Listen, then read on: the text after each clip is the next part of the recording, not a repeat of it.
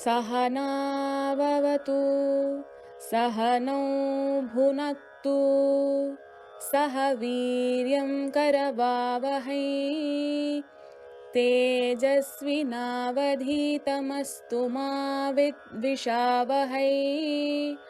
ॐ शान्तिः शान्तिः शान्तिः।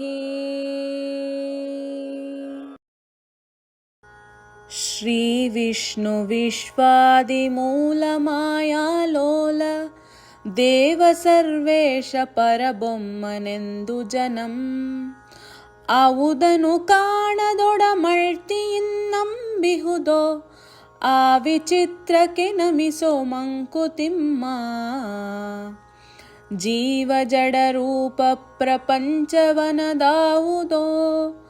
ಆವರಿಸಿಕೊಂಡು ಮೊಳನೆರೆದುಮಿಹುದಂತೆ ಭಾವಕೊಳಪಡದಂತೆ ಅಳತೆಗಳವಡದಂತೆ ಆ ವಿಶೇಷಕ್ಕೆ ನಮಿಸೋ ಮಂಕುತಿಮ್ಮ. ಇಹುದೋ ಇಲ್ಲವೋ ತಿಳಿಯಗೊಡದೊಂದು ವಸ್ತು ನಿಜ ಮಹಿಮೆಯಿಂಜಗವಾಗಿ ಜೀವವೇಷದಲ್ಲಿ ವಿಹರಿಪುದದೊಳ್ಳಿತೆಂಬುದು ನಿಸದವಾದೊಡ ಗಹನ ತತ್ವಕ್ಕೆ ಶರಣೋ ಮಂಕುತಿಮ್ಮ.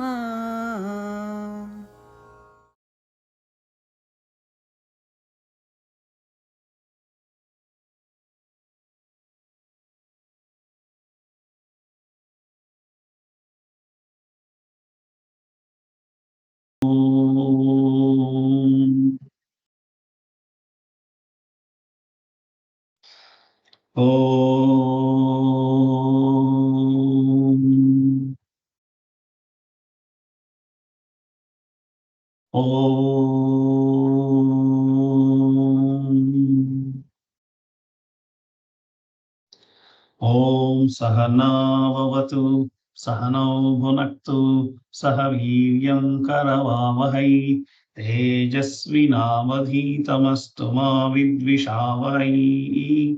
ಓಂ ಶಾಂತಿ ಶಾಂತಿ ಶಾಂತಿ. ಸದಾಶಿವಸಮಾರಂಭಾಂ ಶಂಕರಾಚಾರ್ಯಮಧ್ಯಮಾಂ ಅಸ್ಮದಾಚಾರ್ಯಪರ್ಯಂತಾಂ ವಂದೇ ಗುರುಪರಂಪರಾಂ ವಂದೇ ಗುರುಪರಂಪರಾಂ.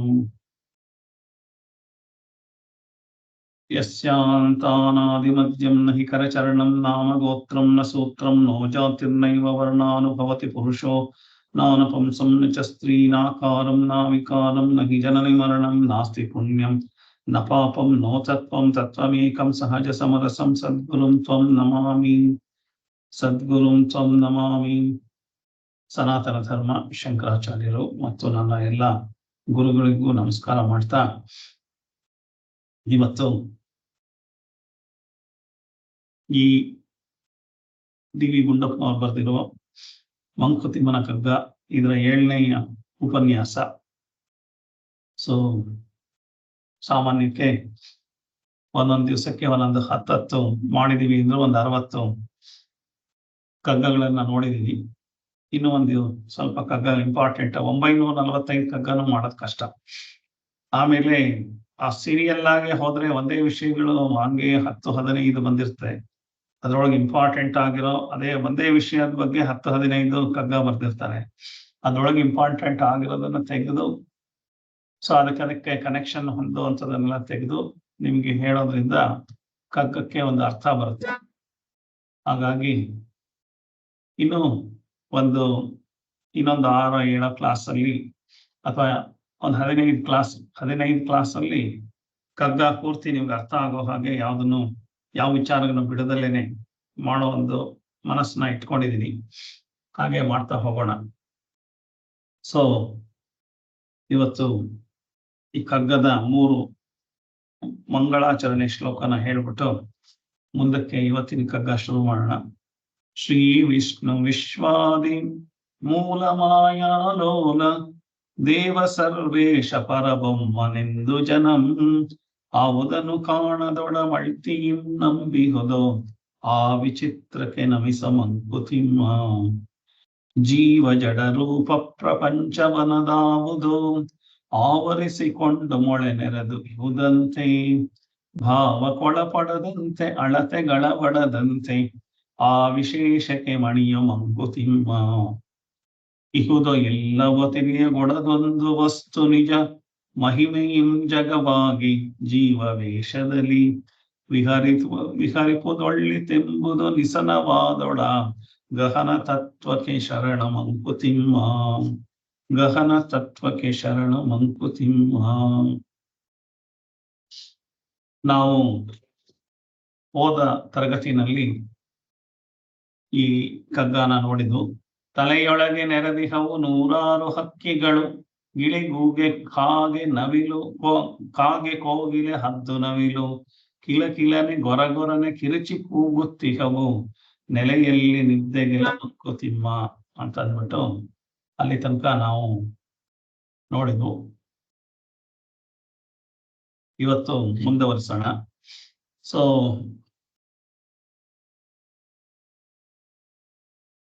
ಇವತ್ತು 202 ಶ್ಲೋಕ. ರಾವಣನ ದಶಶಿರವ ದೀಂ ನರನು ಶತಶಿರನು, ಸಾವಿರಾಸ್ಯಗಳನ್ನು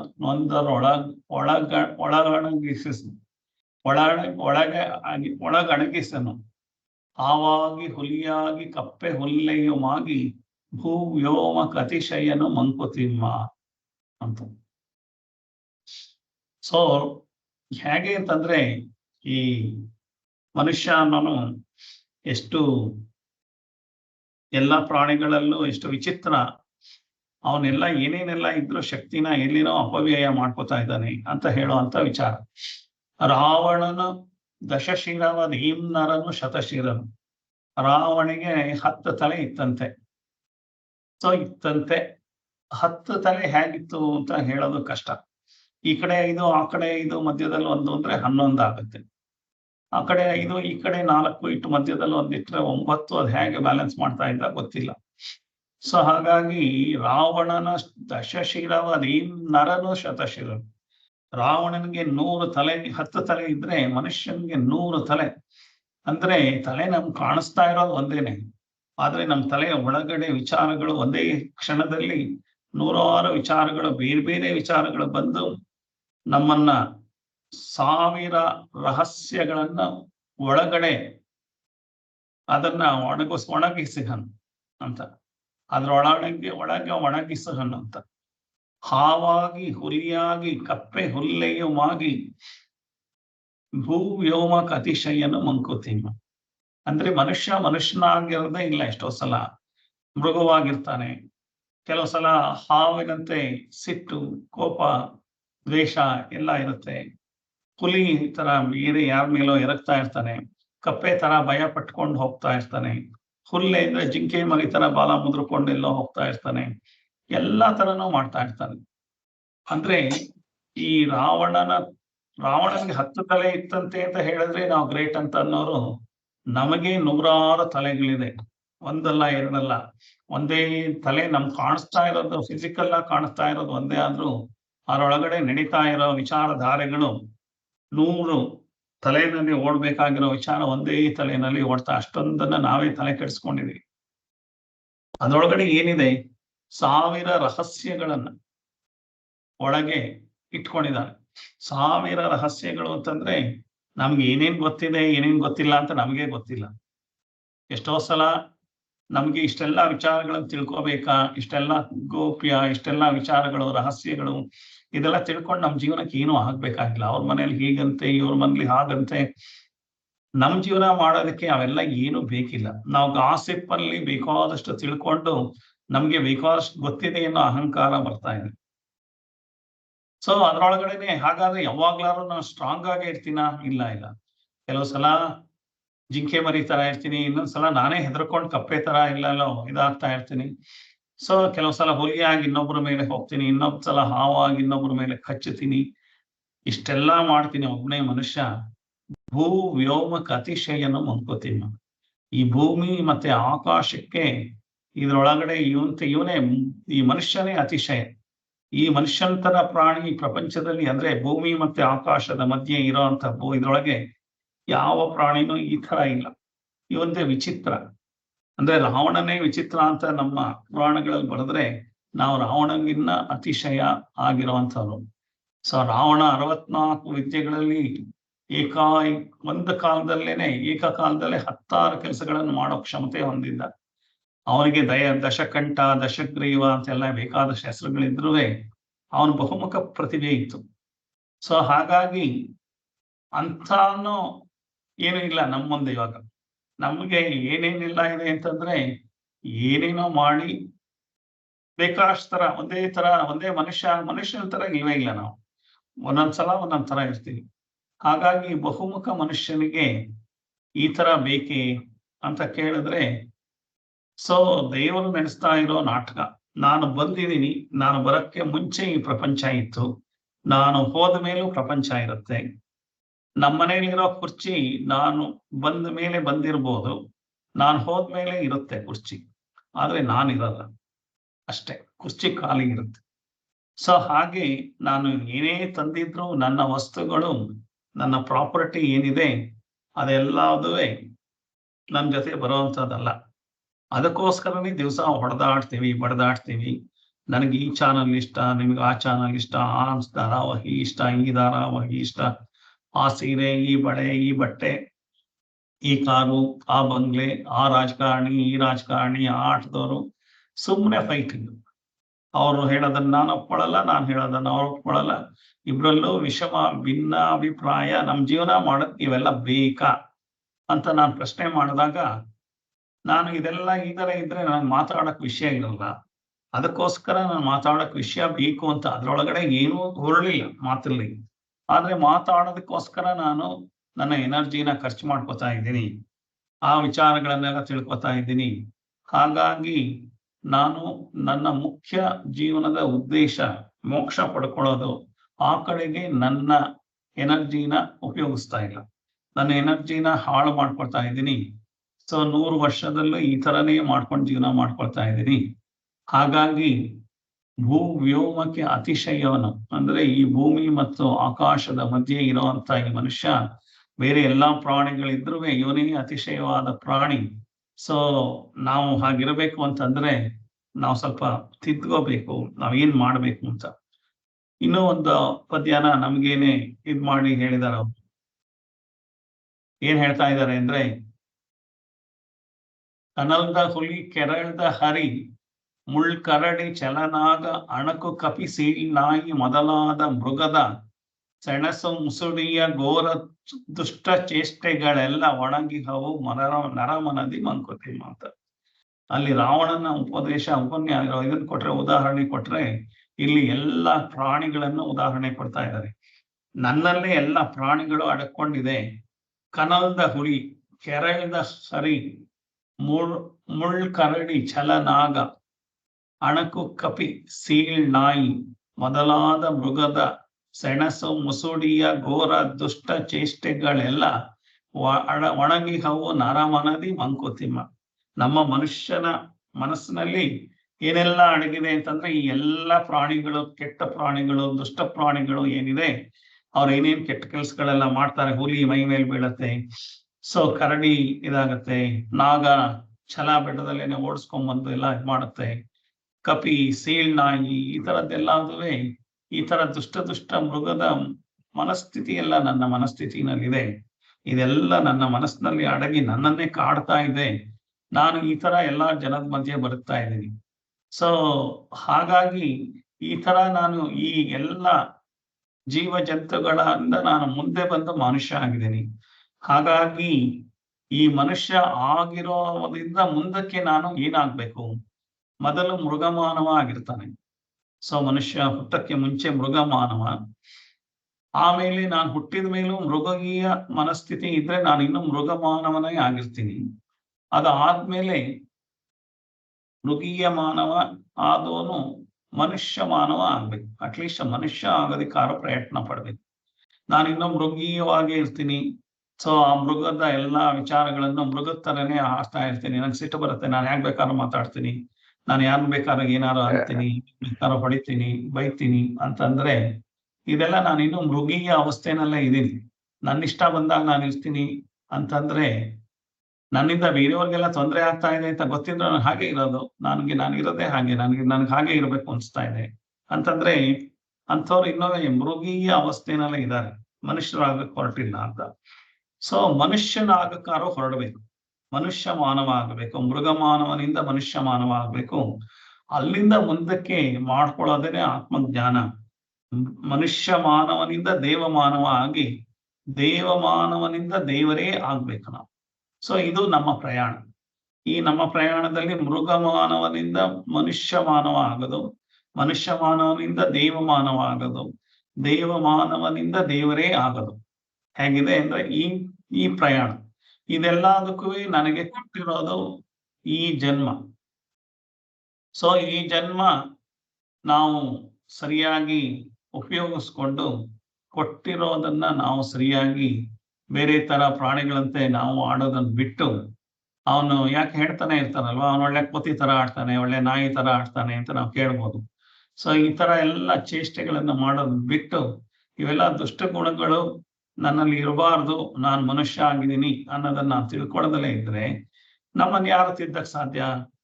ನಮ್ಮನ್ನೇನು ಹೊರಗಡೆ ಪ್ರಪಂಚ ತಿದ್ದತ್ತ ಅಥವಾ ಸಮಾಜ ತಿದ್ದತ್ತ? ಯಾರು ತಿದ್ದತ್ತಾರೆ? ಅಥವಾ ಹೆಂಡತಿನ ಗಂಡ ತಿದ್ದಕ್ಕಾಗತ್ತಾ? ಗಂಡನ ಹೆಂಡತಿ ತಿದ್ದಕ್ಕಾಗತ್ತಾ? ಏನಿದ್ರು ಸಣ್ಣ ವಯಸ್ಸಲ್ಲಿ 10 ವರ್ಷ ತನಕ ಏನೋ ಒಂದಿಷ್ಟು ಹೇಳ್ಕೊಡ್ಬೋದು ಅಥವಾ ಮಕ್ಕಳಿಗೆ.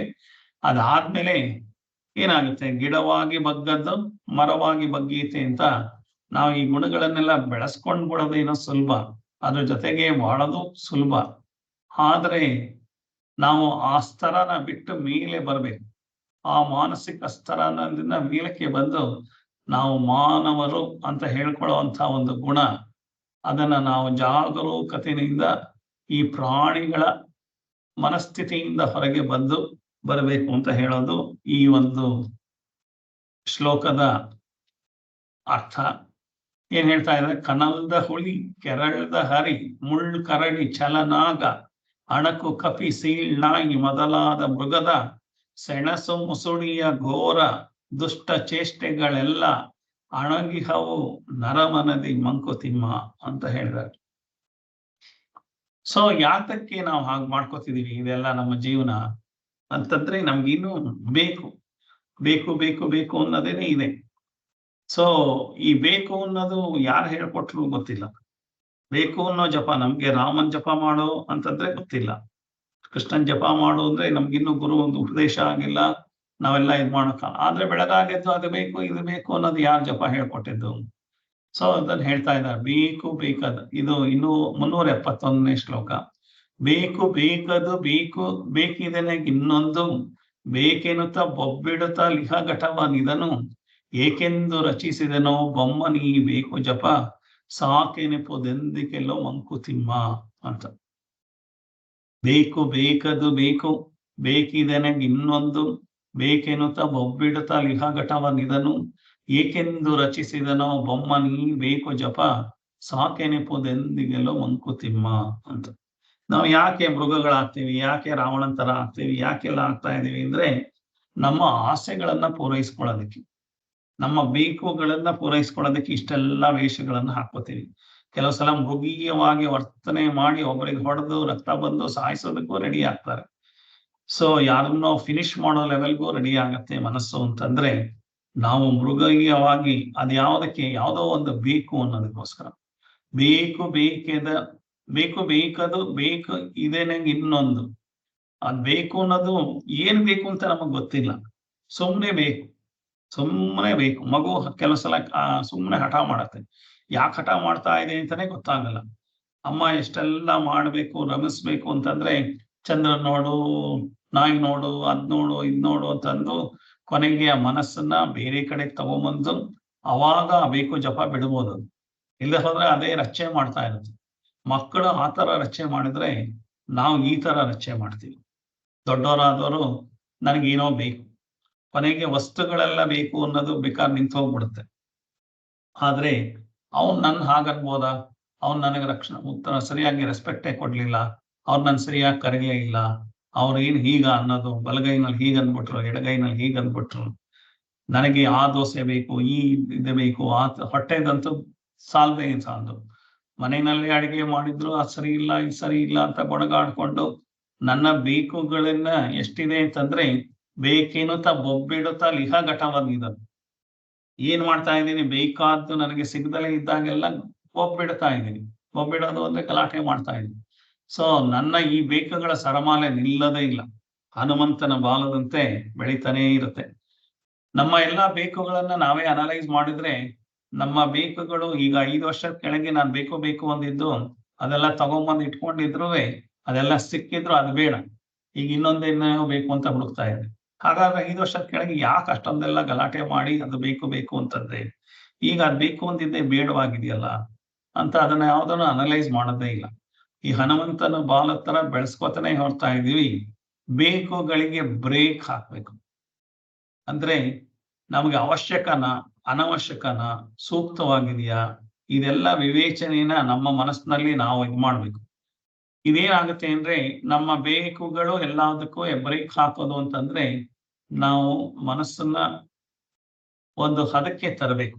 ಶಮ ದಮ ಉಪರಮ ಅಂತ ಎಲ್ಲ ಹೇಳ್ತಾರಲ್ವಾ, ಮನೋ ನಿಗ್ರಹ, ಚಿತ್ತ ಏಕಾಗ್ರತೆ, ಇಂದ್ರಿಯ ನಿಗ್ರಹ ಅಂತ ಅಂದ್ಬಿಟ್ಟು ಇವೆಲ್ಲದನ್ನು ನಾವು ಆತ್ಮಜ್ಞಾನದಲ್ಲಿ ಮಾಡಿದೀವಿ. ಸೊ ಈ ಮನಸ್ಸುಗಳ ಬೇಕುಗಳು ಹೇಗೆ ಅಂತಂದ್ರೆ ಫೌಂಟನ್ ತರ ಬರ್ತಾನೆ ಇರುತ್ತೆ. ನಿಮಗೆ ಒಂದು ಆಸೆ ಬಂದ್ರೆ ನೀವು ಆಸೆನ ಪೂರೈಸ್ತಲೇ ಇದ್ರೆ ಆಸೆ ಪೂರೈಸ್ಕೊಳ್ಳಿಲ್ವಲ್ಲ ಅಂತ ದುಃಖದಲ್ಲಿ ಇರ್ತೀನಿ ಅಷ್ಟೇ. ಅಕಸ್ಮಾತ್ ಆಸೆನ ಪೂರೈಸ್ಕೊಂಡ್ಬಿಟ್ರೆ ನಾನು ಇನ್ನು 10 ಆಸೆಗಳು ಹುಟ್ಟುತ್ತೆ. ಒಂದು ಆಸೆ ಪೂರೈಸಿದ್ಮೇಲೆ ನನ್ನ ಮೈಂಡ್ ನನ್ನ ದೇಹಕ್ಕೆ ಪನಿಷ್ಮೆಂಟ್ ಕೊಡುತ್ತೆ. ನೀನು ಇನ್ನೂ 10 ಆಸೆ ಪೂರೈಸ್ಬೋದು, ಮಾಡು. ನೀನು ಹಗ್ಲು ಯಾಕೆ ಮಲ್ಕೊಂಡಿದ್ಯಾ, ಮಾಡ್ಬೇಡ, ಕಷ್ಟಪಡು, ಹಗಲು ರಾತ್ರಿ ದುಡಿ, ದುಡ್ಡು ಮಾಡು, ಅದ್ ಮಾಡು, ಇದ್ ಮಾಡು ಅಂತ ನನ್ನ ಪ್ರೇರೇಪಿಸುತ್ತೆ ನನ್ನ ಮೈಂಡ್.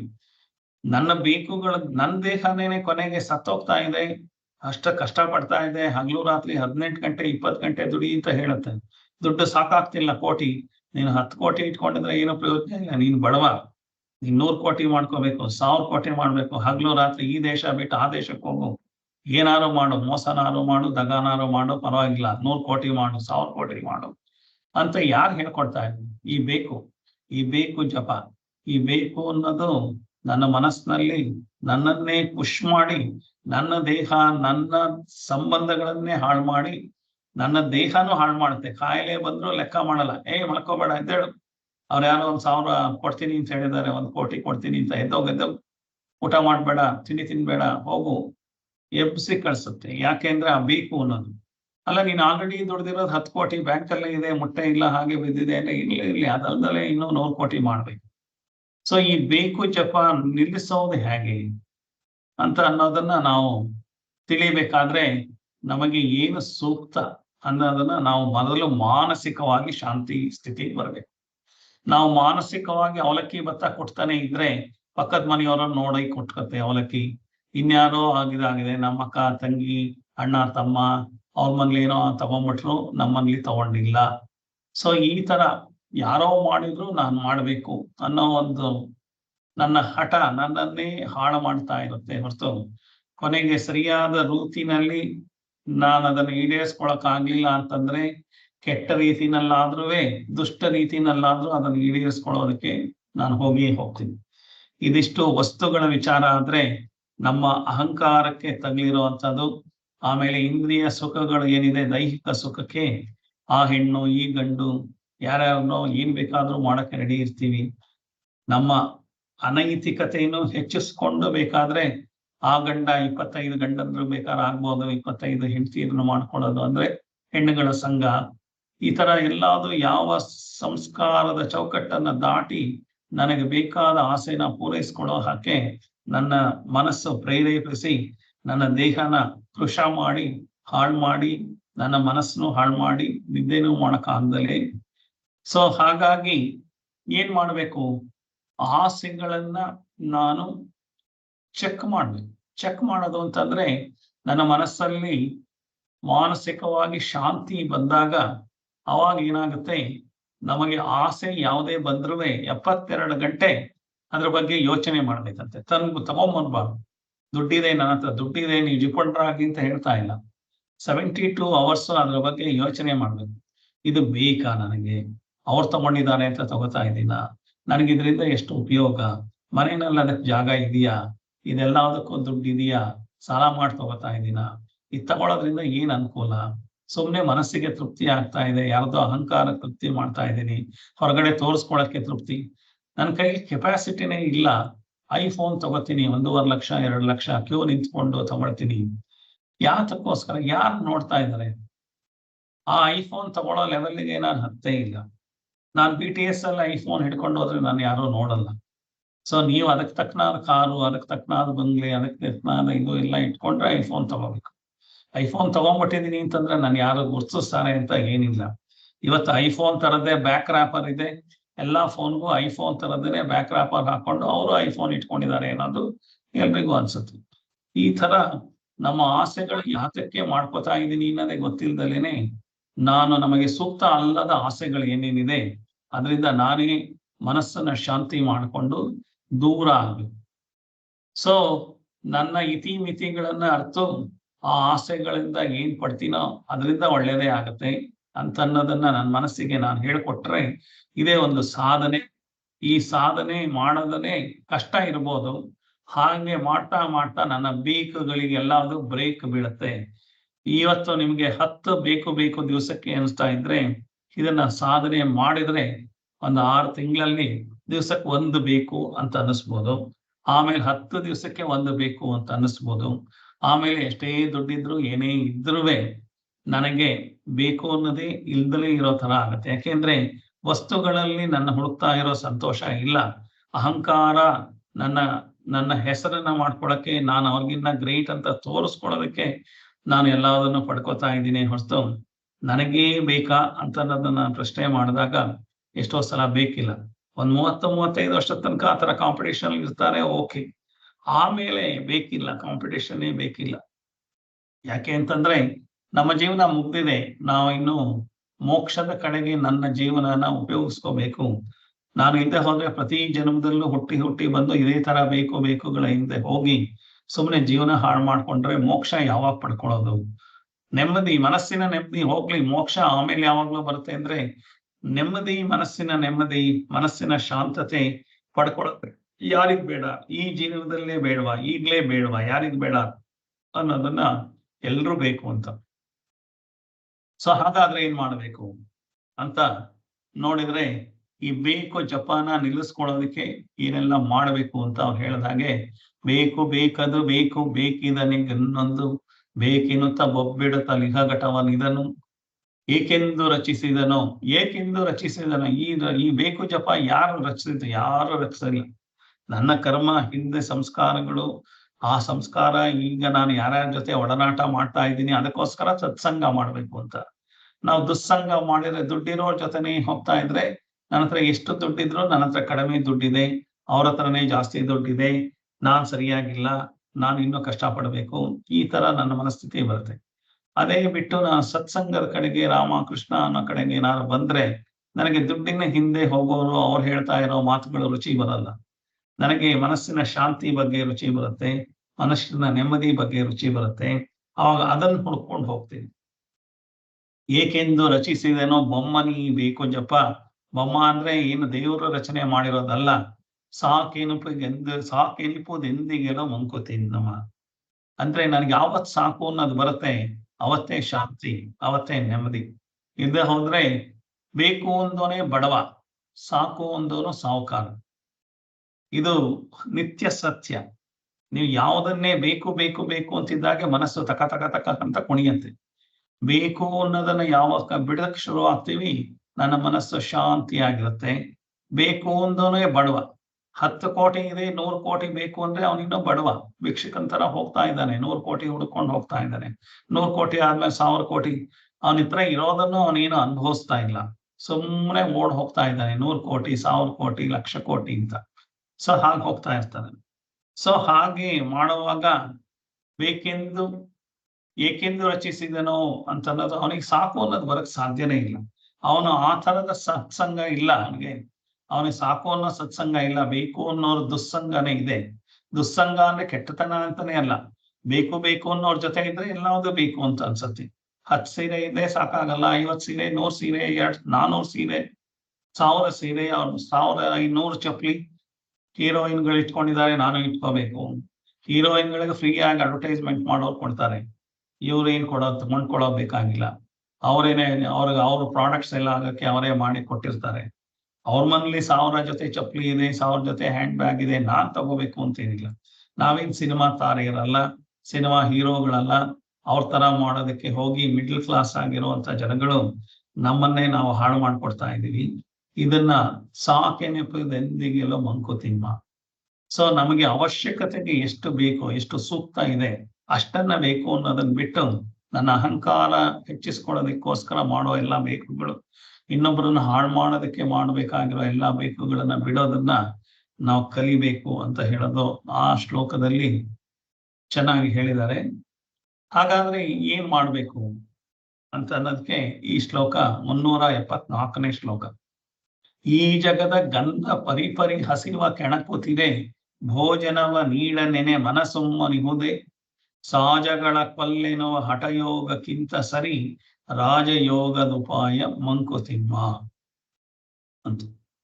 ಸೊ ಏನ್ ಹೇಳ್ತಾ ಇದ್ದಾರೆ ಅಂತಂದ್ರೆ, ಈ ಜಗದ ಗಂಧ ಪರಿಪರಿ ಹಸಿವ ಕೆಣಕುತ್ತಿದೆ, ಭೋಜನವ ನೀಡನೆನೆ ಮನಸ್ಸುಮ್ಮನಿಹುದೆ, ಸಾಜಗಳ ಕೊಲ್ಲೆನುವ ಹಠಯೋಗಕ್ಕಿಂತ ಸರಿ, ರಾಜಯೋಗದ ಉಪಾಯ ಮಂಕುತಿಮ್ಮ. ಹಠಯೋಗ ಅಂತಂದ್ರೆ ಒಂದೇ ಕಾಲಲ್ಲಿ ನಿಂತ್ಕೋತೀನಿ, ಫಾರ್ ಎಕ್ಸಾಂಪಲ್ ಹಠಯೋಗ. ಸೊ ನಾನು ಊಟನೇ ಮಾಡಲ್ಲ 1 ವಾರ 15 ದಿವಸ, ಅದು ಹಠಯೋಗ. ಈ ತರ ಶಿಕ್ಷೆ ಮಾಡ್ಕೊಳ್ಳೋದು, ಇದು ಆತ್ಮಕ್ಕೆ, ನನ್ನ ದೇಹಕ್ಕೆ ಶಿಕ್ಷೆ ಮಾಡಿ ನಾನು ಕಂಟ್ರೋಲ್ ಮಾಡ್ಕೋತೀನಿ, ದೇಹ ನಿಗ್ರಹ ಮಾಡಿ ಅಂತ. ದೇಹ ನಿಗ್ರಹ ಮಾಡೋದಕ್ಕಿಂತ ಮನಸ್ಸನ್ನ ನಿಗ್ರಹ ಮಾಡ್ಕೋಬೇಕು. ಅದೇನಾಗ್ತಾ ಇದೆ, ಈ ಜಗದ ಗಂಧ ಪರಿಪರಿ ಹಸಿವ ಕೆಣಕುತ್ತಿದೆ. ಅಂದ್ರೆ ಪ್ರಪಂಚದಲ್ಲಿ ವಸ್ತುಗಳು ಇರೋದು ತಪ್ಪಲ್ಲ.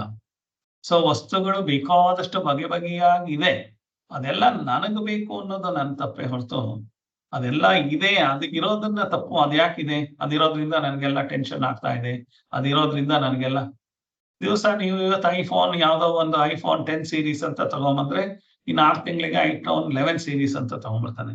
ಎಲ್ಲಾ ಸೀರೀಸ್ ನೀವು ತಗೊಳಕ್ ಆಗತ್ತಾ? ಎಲ್ಲಾ ಫೋನ್ಗಳು ತಗೊಳಕ್ ಆಗತ್ತಾ? ಎಲ್ಲ ಮಾಡಕ್ ಆಗತ್ತಾ? ಆಗಲ್ಲ. ನಾನು ಸೂಪರ್ ಮಾರ್ಕೆಟ್ನೇ ಮನೆಗೆ ತಂದು ಇಟ್ಕೊಳಕ್ ಆಗುತ್ತಾ? ನನ್ನ ಹತ್ರ ದುಡ್ಡಿದ್ರೂ ಸೂಪರ್ ಮಾರ್ಕೆಟ್ ನ ಮನೆಗೆ ತಂದು ಇಟ್ಕೊಳಕ್ ಆಗಲ್ಲ. ಯಾಕೆಂದ್ರೆ ನಮ್ಮನೆ ಇರೋದು 1500 square foot. So super market ಇರೋದು 1 ಎಕರೆ 2 ಎಕರೆನಲ್ಲಿ ಮನೆ ಕಟ್ಟಿರ್ತಾರೆ, ಅದ್ರೊಳಗಡೆ ಅಷ್ಟು ಸಾಮಾನು ಇಟ್ಕೋಬಹುದು. ನಿಮ್ಮ ಹತ್ರ ಅದೆಲ್ಲ ತಗೊಳ್ಳೋ ಕೆಪಾಸಿಟಿ ಇದ್ರೂ ನೀವು ಮನೆಗೆ ತಂದು ಇಟ್ಕೊಳಕ್ ಆಗಲ್ಲ. ಹಾಗಿರೋವಾಗ ಹೊರಗಡೆ ವಸ್ತುಗಳು, ವಿಷಯಗಳು, ಬರೀ ವಸ್ತುಗಳೇ ನಮಗ್ ತೊಂದರೆ ಕೊಡ್ತಾ ಇಲ್ಲ. ವಿಷಯಗಳು, ಆ ಸೀರಿಯಲ್ ಅಲ್ಲಿ ಹಾಗಂತೆ, ಈ ಸೀರಿಯಲ್ ಅಲ್ಲಿ ಹೀಗಂತೆ, ಈ ವಿಷಯಗಳು, ಅವ್ರ ಮನೇಲಿ ಹಾಗಂತೆ, ಇವ್ರ ಮನೇಲಿ ಹೀಗಂತೆ, ಆ ರಾಜಕಾರಣಿ ಹೀಗಂತೆ, ಈ ರಾಜಕಾರಣಿ ಹಾಗಂತೆ, ಈ ತರ ವಿಷಯಗಳೆಲ್ಲ ನಮಗೆ ಯಾತಕ್ ಬೇಕು ಗೊತ್ತಿಲ್ಲ. ಸುಮ್ನೆ ಎಲ್ಲದನ್ನು ತಗೊಂಡು ಈ ಜಗದ ಗಂಧ ಪರಿಪರಿ ಹಸಿವ ಕೆಣಕುತ್ತೀನಿ. ಅಂದ್ರೆ ಹೊರಗಡೆ ಪ್ರಪಂಚದಲ್ಲಿ ಈ ಗಂಧ ಅಂತಂದ್ರೆ ಈ ತರ ಅಟ್ರಾಕ್ಷನ್ಗಳಿದೆ. ಹೊರಗಡೆ ಪ್ರಪಂಚದ ಈ ಅಟ್ರಾಕ್ಷನ್ ಪರಿಪರಿ ಅಂದ್ರೆ ವೆರೈಟೀಸ್ ಆಫ್ ಅಟ್ರಾಕ್ಷನ್, ಬೇರೆ ಬೇರೆ ತರ ಅಟ್ರಾಕ್ಷನ್ಗಳಿದ್ದು ನಮ್ಮ ಹಸಿವ ಕೆಣಕುತ್ತಿದೆ ಅಂತ ನಾವು ಅಂದ್ಕೊಂಡಿದೀವಿ.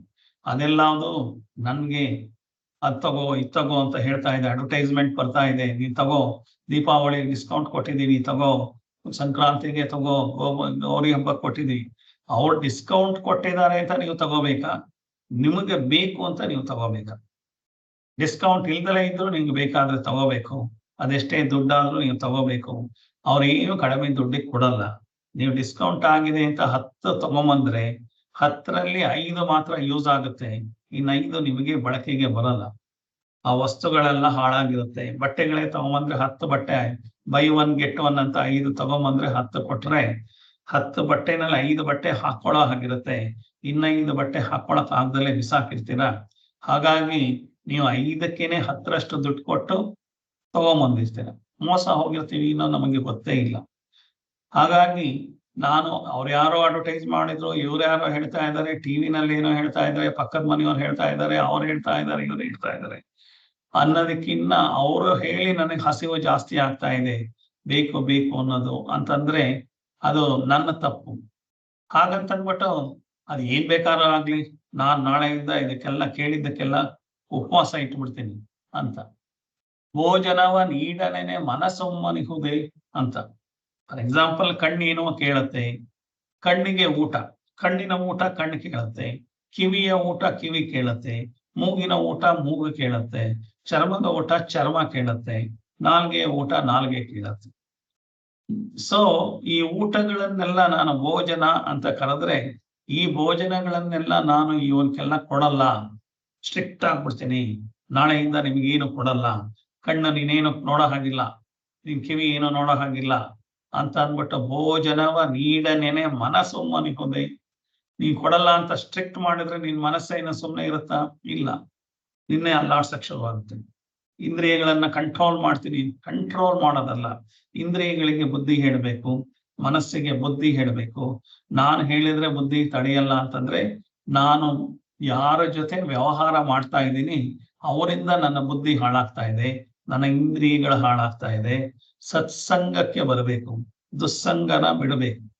ಸಂಘದಿಂದ ಸನ್ಯಾಸಿ ಕೆಟ್ಟ ಅಂತ. ಸೊ ಹಾಗಾಗಿ ನಾನು ಯಾರ ಸಂಘದಲ್ಲಿದ್ದೀನಿ ಅವರ ಮಾತಿನ ವೈಖರಿ, ಅವರ ಯೋಚನಾ ಲಹರಿ ನನ್ನ ಮೇಲೆ ಪರಿಣಾಮ ಬೀರುತ್ತೆ. ಆ ಪರಿಣಾಮದಿಂದ ನನ್ನ ಮನಸ್ಸು ವಿಚಲಿತವಾಗಿ ಅವ್ರು ಮಾಡ್ದ ಹಾಗೆ ನನ್ನ ಮನಸ್ಸು ಮಾಡುತ್ತೆ. ಹಾಗಾಗಿ ನನ್ನ ಮನಸ್ಸನ್ನ ಹಿಡಿಬೇಕಾದ್ರೆ ಏನ್ ಮಾಡ್ಬೇಕು? ಆ ಥರದ ಜನಗಳನ್ನ ಬಿಟ್ಟು ಈ ಥರದ ಜನಗಳು ಸತ್ಸಂಗದ ಕಡೆಗೆ, ಆತ್ಮಜ್ಞಾನದ ಕಡೆಗೆ ಇರೋ ಜನಗಳ ಕಡೆ ಬಂದ್ರೆ ಅವಾಗ ನಿನ್ನ ಮನಸ್ಸಿಗೆ ಹೇಳಿದ್ರೆ ನಿನ್ನ ಮನಸ್ಸು ತಡ್ಕೊಳತ್ತೆ, ಹೇಳಿದ್ದನ್ನ ಕೇಳತ್ತೆ. ಭೋಜನವ ನೀಡನೆನೆ ಮನಸ್ಸುಮ್ಮನಿಹುದೆ ಅಂತ. ನಾನಿಲ್ಲ, ನಾಳೆಯಿಂದ ಸ್ಟ್ರಿಕ್ಟ್ ಆಗ್ಬಿಡ್ತೀನಿ, ಯಾವ್ದಕ್ಕೂ ಊಟ ಕೊಡಲ್ಲ, ಪಂಚೇಂದ್ರಿಯಗಳಿಗೂ ಊಟ ಕೊಡಲ್ಲ, ನನ್ನ ಬಾಡಿಗೂ ಕೊಡಲ್ಲ, ಮೈಂಡ್ಗೂ ಕೊಡಲ್ಲ, ಸ್ಟ್ರಿಕ್ಟ್ ಆಗಿದ್ದು ಬಿಡ್ತೀನಿ ಅಂತಂದು ಸಹಜಗಳ ಕೊಲ್ಲೆನ್ನುವ ಹಠಯೋಗಕ್ಕಿಂತ ಸರಿ ರಾಜಯೋಗದ ಉಪಾಯ ಮಂಕುತಿಮ್ಮ ಅಂತ. ಈ ಸಹಜಗಳ ಅಂತಂದ್ರೆ ಈ ತರದ್ದು ಬರ್ತಾ ಇರೋ ಆಸೆಗಳನ್ನ ಏನೇನಿದೆ ಅದನ್ನೆಲ್ಲ ಅದನ್ನ ಸಾಯಿಸ್ಬಿಡ್ತೀನಿ ಇನ್ನು ಹಠ ಯೋಗ ಮಾಡಿದ್ರೆ.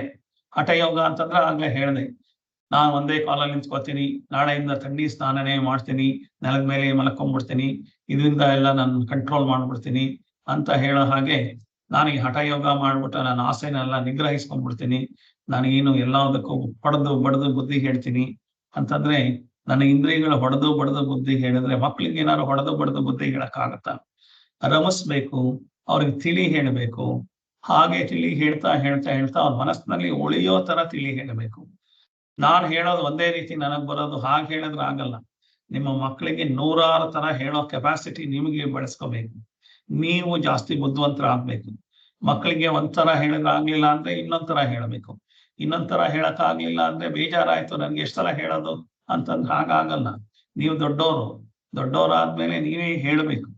ಸೊ ನೀವು ಹೇಳಿ ಸಂಸ್ಕಾರ ಕೊಡ್ಬೇಕೇ ಹೊರತು ನೀವು ಸಂಸ್ಕಾರ ಕೊಡದಲ್ಲ ಅವ್ರು ಏನ್ ಮಕ್ಳಿಗೆ ಹೇಳ್ತಾರ, ನನ್ನ ಹತ್ರ ಏನ್ ಕಡಿಮೆನಾ, ನಾನೇನ್ ಬಡವನ, ಇಬ್ರು ಗಂಡ ಹೆಂಡತಿ ದುಡಿತಾ ಇದೆ, ಕೇಳಿದ ತಕ್ಷಣ ಕೊಟ್ಬಿಡೋಣ ಅಂತಂದ್ರೆ ಇನ್ಸ್ಟೆಂಟ್ ಗ್ರಾಟಿಫಿಕೇಶನ್ ಅಂತ ಅದಕ್ಕೆ ಹೇಳ್ತಾರೆ.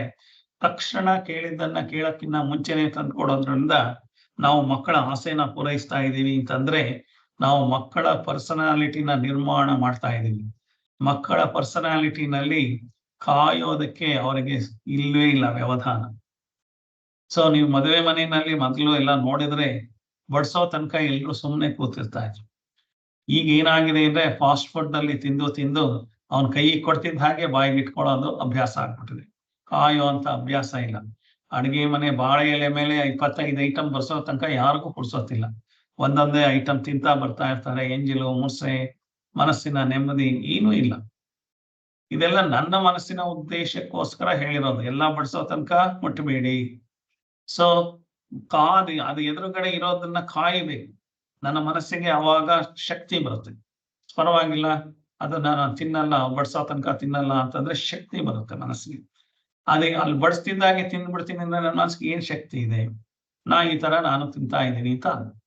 ಸೊ ಹಾಗಾಗಿ ಏನಾಗುತ್ತೆ, ನಾನು ಮನಸ್ಸನ್ನ ನಿಗ್ರಹ ಮಾಡೋದು ಅಂತಂದ್ರೆ ಮನಸ್ಸಿಗೆ ತಾಳುವಿಕೆಯನ್ನ ಕಲಿಸ್ಬೇಕು. ಆ ತಾಳುವಿಕೆ ಅಂದ್ರೆ ಇನ್ಸ್ಟೆಂಟ್ ಗ್ರಾಟಿಫಿಕೇಶನ್. ಕೇಳಿದ್ದನ್ನ ಮಕ್ಳಿಗೆ ತಕ್ಷಣ ಕೊಟ್ರೆ ಅವ್ರು ದೊಡ್ಡರಾದ್ಮೇಲೆ ಎಲ್ಲ ಹೇಳಿದ ತಕ್ಷಣ ಆಗ್ಬಿಡ್ಬೇಕು. ಆಗ್ದಲೇ ಇರೋದ್ರಿಂದ ಇವತ್ತು ಗಂಡ ಹೆಂಡತಿ ಅವರೇ ಸರಿಯಾಗಿಲ್ಲ. ಅವ್ರವರಲ್ಲೇ ವೈಮನಸ್ಯ, ಮಕ್ಕಳೇ ಬೇಡ ಅನ್ನೋದು, ಈ ಗಂಡ ಬೇಡ ಆ ಹೆಂಡತಿ ಬೇಕು ಅನ್ನೋದು, ಇದೆಲ್ಲ ನಾವು ಕೊಟ್ಟಿರುವಂತ ಸಂಸ್ಕಾರಗಳಲ್ಲಿ ನಾವೇ ಮಕ್ಕಳನ್ನ ನಿರ್ಮಾಣ ಮಾಡಿರೋದು. ಮುಂದಿನ ಜನರೇಷನ್ನ ನಾವೇ ನಿರ್ಮಾಣ ಮಾಡಿರೋದು.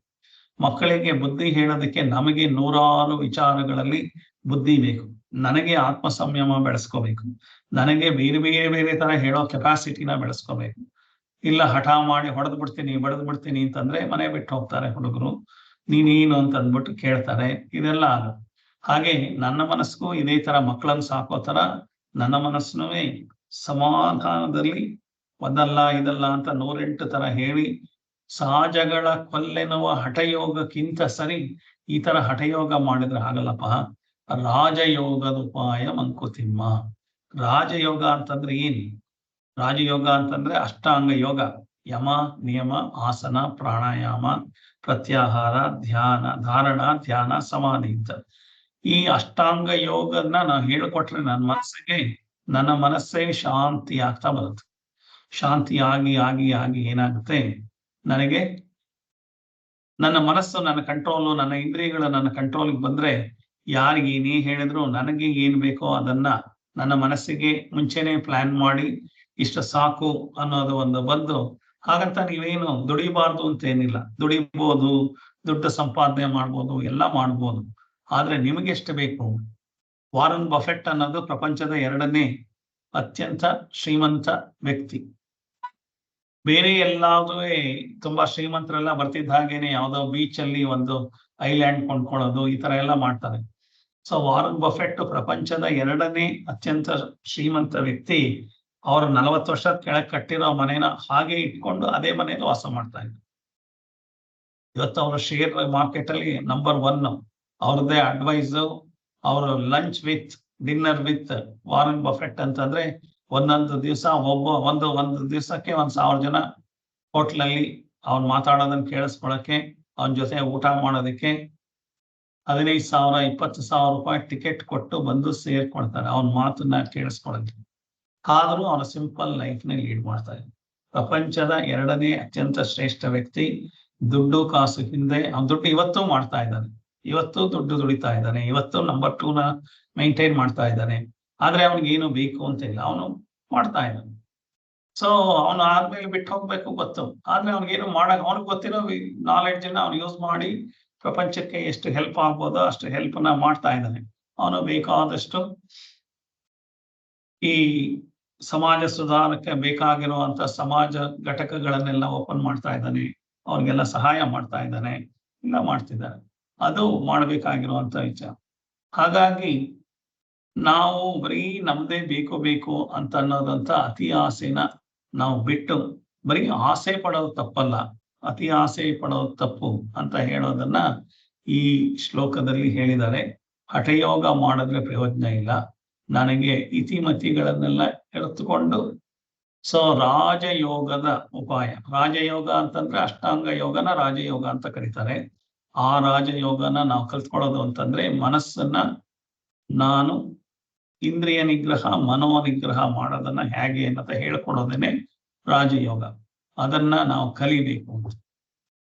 ಸೊ ಇನ್ನು ಮುಂದೆ ಹೋಗಿ ಏನ್ ಹೇಳ್ತಾರೆ, ಇದು 397ನೇ ಶ್ಲೋಕ. ಅದೆಲ್ಲೋ ಇದೆ, ಇದೆಲ್ಲೋ ಇದೆ ಶ್ಲೋಕ, ಬಟ್ ಇವೆಲ್ಲವುದು ಒಂದಕ್ಕೊಂದು ಒಂದೇ ವಿಚಾರಕ್ಕೆ ಸಂಬಂಧಪಟ್ಟಿರೋದು.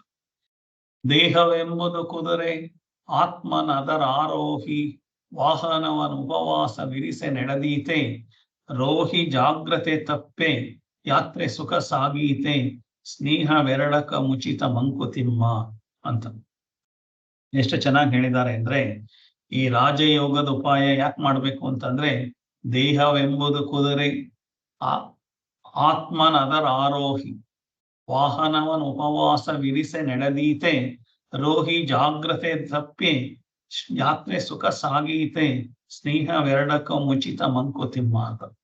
ಏನಂತಂದ್ರೆ, ನಮ್ದು ಬಾಡಿ ಮೈಂಡ್ ಕಾಂಪ್ಲೆಕ್ಸ್ ಅಂತ ಏನಿದೆ, ಈ ಬಾಡಿ ಮೈಂಡ್ ಅಷ್ಟೇ ನಮಗ್ ಕಾಣಿಸ್ತಾ ಇದೆ.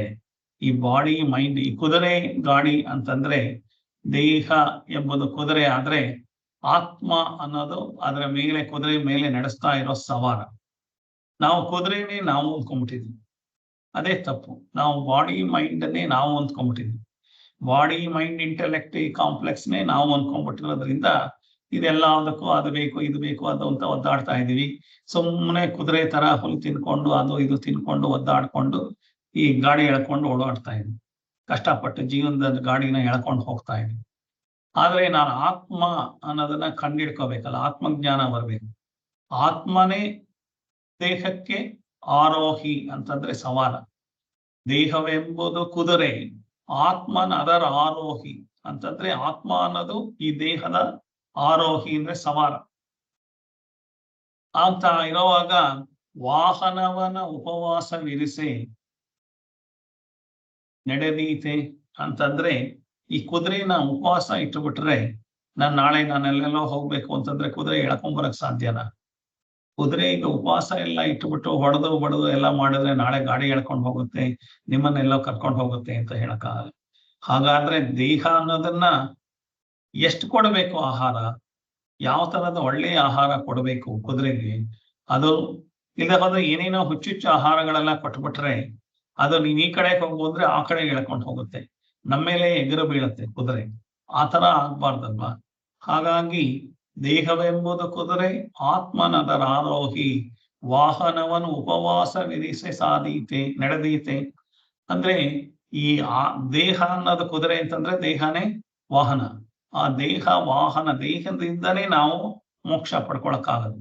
ಆತ್ಮ ಅದರ ಸವಾರ ಇರ್ಬೋದು, ಆತ್ಮ ಸವಾರ ಹೇಳಿದಾಗೆ ದೇಹ ಕೇಳಬೇಕಾದ್ರೆ ಅದಕ್ಕೆ ಉಪವಾಸ ಇಟ್ರೆಲ್ಲ ಆಗಲ್ಲ. ಸೊ ಅವಾಗ ಏನಾಗುತ್ತೆ, ರೋಹಿ ಜಾಗ್ರತೆ ತಪ್ಪೆ ಸುಖ ಸಾಗೀತೆ, ಯಾತ್ರೆ ಸುಖ ಸಾಗೀತೆ ಅಂತಂದ್ರೆ ಕುದುರೆನ ಉಪವಾಸ ಇಟ್ಟುಬಿಟ್ರೆ ಅದಕ್ಕೆ ಏನಾದ್ರೂ ನಾನು ಸರಿಯಾಗಿ ನೋಡ್ಕೊಳ್ದಲೆ ನನ್ನ ಆತ್ಮನೇ ನಾನು ಇದು ಅಂತ ಅಂದ್ಬಿಟ್ಟು ಹೋದ್ರುವೆ ಜಾಗ್ರತೆ ತಪ್ಪೆ ಯಾತ್ರೆ ಸುಖ ಸಾಗೀತೆ ಅಂತಂದ್ರೆ ನಾನು ಮೋಕ್ಷದ ಯಾತ್ರೆ ಮಾಡೋದಕ್ಕೆ ದೇಹನೂ ಬೇಕು, ದೇಹನ ನೆಗ್ಲೆಕ್ಟ್ ಮಾಡ್ಕೊಳ್ಳೋದಲ್ಲ. ಹಾಗಂತ ದೇಹ ಪೋಷಣೆನೇ ಜೀವನ ಅನ್ನೋದು ಅಲ್ಲ. ಬ್ಯೂಟಿ ಪಾರ್ಲರ್ಗೆ ಹೋಗ್ಬೇಕು, ಮಸಾಜೆ ಮಾಡಿಸ್ಕೋಬೇಕು, ಪ್ಲಾಸ್ಟಿಕ್ ಸರ್ಜರಿನೇ ಮಾಡಿಸ್ಕೋಬೇಕು, ಇದೆಲ್ಲ ಅದು ದೇಹದ ವಿಚಾರ ಜಾಸ್ತಿ ಮಾಡೋದಾಯ್ತು.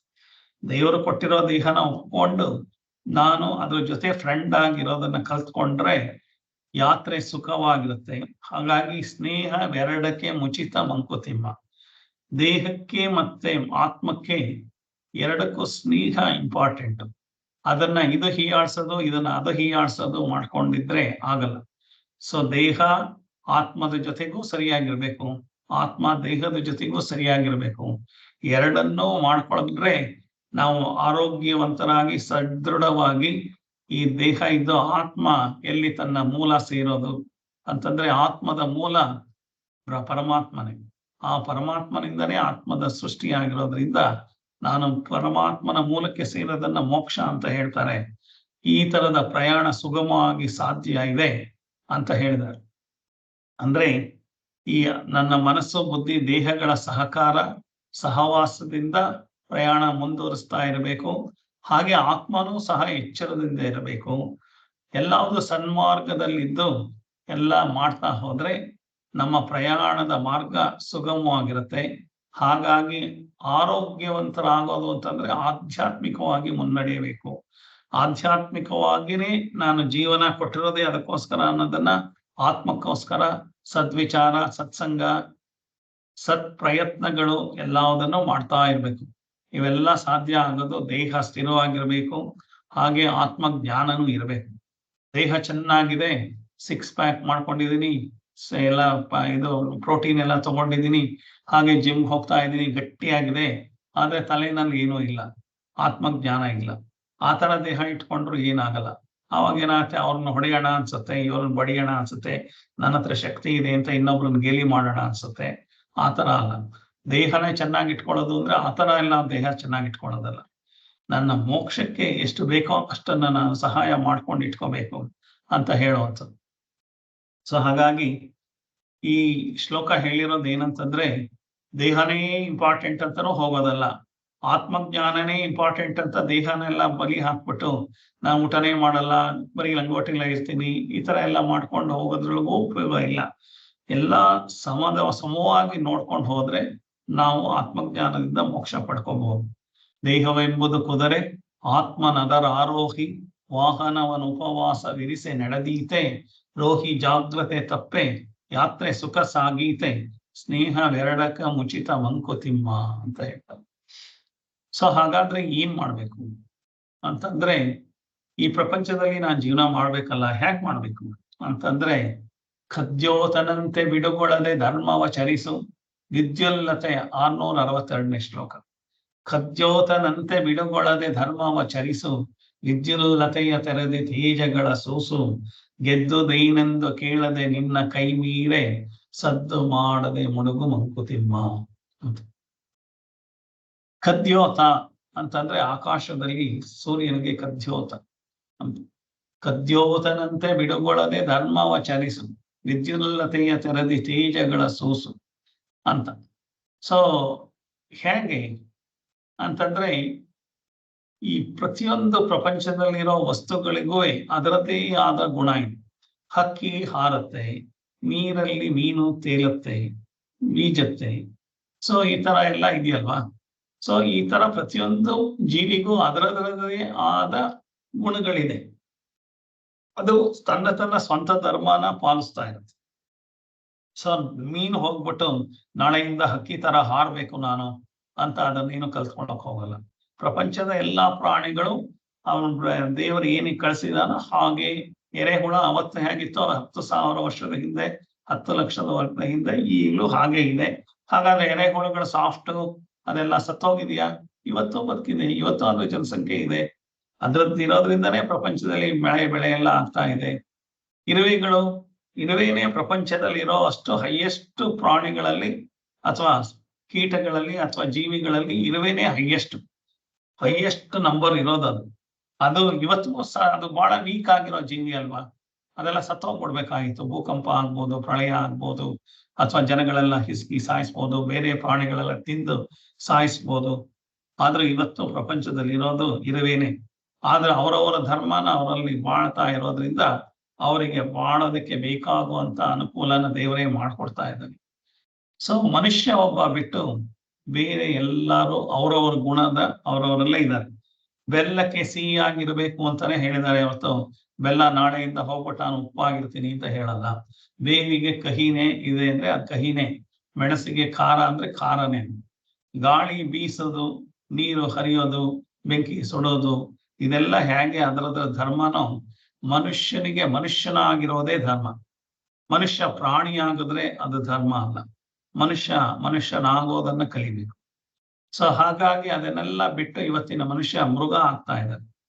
ಏನೇನೋ ಆಗ್ತಾ ಇದ್ದಾನೆ, ಡ್ರಗ್ಸ್ ತಗೋತಾ ಇದ್ದಾನೆ, ಏನೇನೋ ಮಾಡ್ತಾ ಇದ್ದಾನೆ, ಎಲ್ಲದಕ್ಕೂ ಡ್ರಗ್ಸು.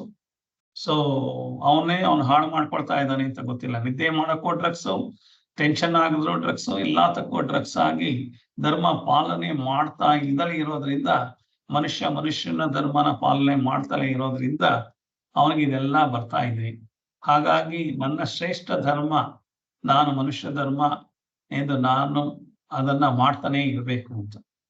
ಸೊ ನನ್ನ ಮನುಷ್ಯ ಧರ್ಮದಿಂದ ನನಗೆ ವಿಚಲಿತ ಆಗೋದಕ್ಕೆ ಏನಪ್ಪ ಕಾರಣ ಅಂದ್ರೆ ನನಗೆಲ್ಲ ಗೊತ್ತು ಅನ್ನೋ ಅಹಂಕಾರ, ಮತ್ತೆ ಏನೋ ಎಲ್ಲ ಈ ಪ್ರಪಂಚದ ವಿಚಾರ ಎಲ್ಲ ತಿಳ್ಕೊಂಡ್ಬಿಟ್ಟಿದೀನಿ, ನನಗೆ ಜ್ಞಾನ ಬೇಕಾದಷ್ಟಿದೆ ಅನ್ನೋ ಅಹಂಕಾರದಿಂದ ನಾನು ಏನ್ ಬೇಕಾದ್ರೂ ಮಾಡ್ಬೋದು, ನನ್ಗೇನ್ ಬೇಕಾದ್ರೂ ಆಗುತ್ತೆ, ಕೆಪಾಸಿಟಿ ಇದೆ ಅಂತ ಅನ್ನೋ ಒಂದು ಏನೇನೋ ಇದರಿಂದ ಎಲ್ಲೆಲ್ಲೋ ಹೋಗಿ ಏನೇನೋ ಮಾಡಬಾರ್ದೆಲ್ಲ ಮಾಡಿ ಕೊನೆಗೆ ಸುಸ್ತಾಗಿ ಮಲ್ಕೊಂಡು ಇದಾಗಿ ನನಗೇನು ಸಾಧನೆ ಮಾಡ್ದಲೇನೆ ತಿರ್ಗಾ ನಾಳೆ ಎಮ್ಮೆ ಆಗಿ ಹುಟ್ಟಿದ್ರೆ ಹುಟ್ಟಬಹುದು ನಾನು. ಸೊ ಹಾಗಾಗಿ ಎಲ್ರೂ ಮನುಷ್ಯ ಧರ್ಮನ ನಿರ್ವಂಚನೆಯಿಂದ ನಾನು ನಿರ್ವಂಚನೆಯಿಂದ ಅದನ್ನ ಸಾಧನೆ ಮಾಡಿದ್ರೆ ನನ್ನ ಶಕ್ತಿ, ನನ್ನ ಯುಕ್ತಿ ಎಲ್ಲಾವುದು ಸೇರಿ ಪರಮಾತ್ಮನಿಗೆ ಶರಣಾಗೋದ್ರಿಂದ ನಾನು ಧರ್ಮನ ಮಾಡೋದಲ್ದಲೆ ನನ್ನ ಮನಸ್ಥಿತಿ ಶಾಂತಿನ ಕಾಪಾಡಿಕೊಂಡು ನಾನು ಮಾಡಬಹುದು ಅಂತ ಹೇಳೋದಕ್ಕೆ ಕದ್ಯೋತನಂತೆ ಬಿಡುಗೊಳ್ಳದೆ ಅಂತ ಏನ್ ಹೇಳಿದ್ದಾರೆ ಅಂದ್ರೆ ಏನು ಅಂತಂದ್ರೆ ಸೂರ್ಯ ಯಾವತ್ತಾದ್ರೂ ನನ್ಗೆ ಇವತ್ತು ಸಂಡೇ ರಜಾ ಹಾಕ್ತೀನಿ ಅಂತ ಏನಾರು ಹೇಳಿದಿನ? ನಾನು 365 ದಿವಸನೂ 24 ಗಂಟೆನೂ 60 ನಿಮಿಷನೂ 60 ಸೆಕೆಂಡು 1 ನಿಮಿಷನೂ ಪುರ್ಸೊತ್ತಿಲ್ದಲೇನೆ ಕೆಲಸ ಮಾಡ್ತಾನೆ ಇದ್ದಾರೆ. ನಾನು ಮಾಡೋದ್ರಿಂದ ನನಗೆ ಎಷ್ಟು ಸಂಬಳ ಬಂತು, ನಾನು ಯಾರು ಹೊಗಳ್ತಾ ಇದ್ದಾರೆ, ನನ್ಗೇನ್ ಮಾಡ್ತಾ ಇದ್ದಾರೆ ಅಂತ ಏನಾದ್ರು ಹೇಳ್ತಾ ಇದ್ದಾರ? ಇಲ್ಲ. ವಿದ್ಯುಲ್ಲತೆಯ ತೆರದಿ ತೇಜಗಳ ಸೂಸು ಅಂತಂದ್ರೆ ಇದೆಲ್ಲ ಅದು ಏನು ಸೂರ್ಯನ ಬಿಸಿಲಿಂದ ಹಿಡಿದು ಆ ದರದಲ್ಲೇನೆ ಈ ವಿದ್ಯುತ್ತಿನ ಇದು ಬರ್ತಾ ಇದೆಯಲ್ಲ, ಯಾವ್ದು ಮಿಂಚು ಗುಡುಗು ಎಲ್ಲ, ಅದು ಯಾರು ನೋಡ್ಲಿ ಅಂತ ಏನಾರು ಮಿಂಚು ಬರ್ತಾ ಇದೆಯಾ? ಅದ್ರ ಪಾಡ್ಗೆ ಅದು ಬರ್ತಾ ಇದೆ. ಹಾಗಾಗಿ ಗೆದ್ದುದು ಏನೆಂದು ಕೇಳದೆ ನಾನೇನ್ ಮಾಡಿದೆ, ನಾನೇನ್ ಗೆದ್ದೆ, ನಾನು 365 ದಿವಸನೂ ಇದ್ದೀನಿ, ಕೋಟ್ಯಾಂತರ ವರ್ಷದಿಂದ ಇದ್ದೀನಿ ಅಂತ ಸೂರ್ಯ ಹೇಳಿದ್ರೆ ಅದನ್ನ ಯಾರು ಅವನೇನಾರು ಹೇಳ್ಕೊಳ್ಳೋದ್ ಬೇಕಾ? ಅವ್ನು ಯಾರತ್ತಾರ್ವೆ ಅವನ ಪಾಡ್ಗೆ ಅವನು ಯಾವ ಸಾಟರ್ಡೆ ಇಲ್ಲ, ಯಾವ ಸಂಡೇ ಇಲ್ಲ, ಯಾವ ಜನರಲ್ ಹಾಲಿಡೇ ಇಲ್ಲ, ಆ ಫೆಸ್ಟಿವಲ್ ಹಾಲಿಡೇ ಇಲ್ಲ, ರಥಸಪ್ತಮಿ ಅಂತ ನಾವು ಮಾಡ್ತಾ ಇದೀವಿ ಹೊರತು ಸೂರ್ಯನ್ಗೆ ಏನಾದ್ರು ರೆಸ್ಟ್ ಇದೆಯಾ? ಇಲ್ಲ. ಭೂಮಿ ತಿರುಗ್ತಾ ಇದೆ ಅಷ್ಟೇ ಹೊರತು ಸೂರ್ಯ ಇನ್ನೊಂದು ಪಕ್ಕದ ಭೂಮಿನ, ಇನ್ನೊಂದು ಮುಖದ ಭೂಮಿನ ತೋರಿಸ್ತಾನೆ. ಸೂರ್ಯ ಏನು ಮುಳುಗ್ತಾ ಇಲ್ಲ, ಸೂರ್ಯ ಬೆಳಕುತ್ತಾನೇ ಇದ್ದಾನೆ.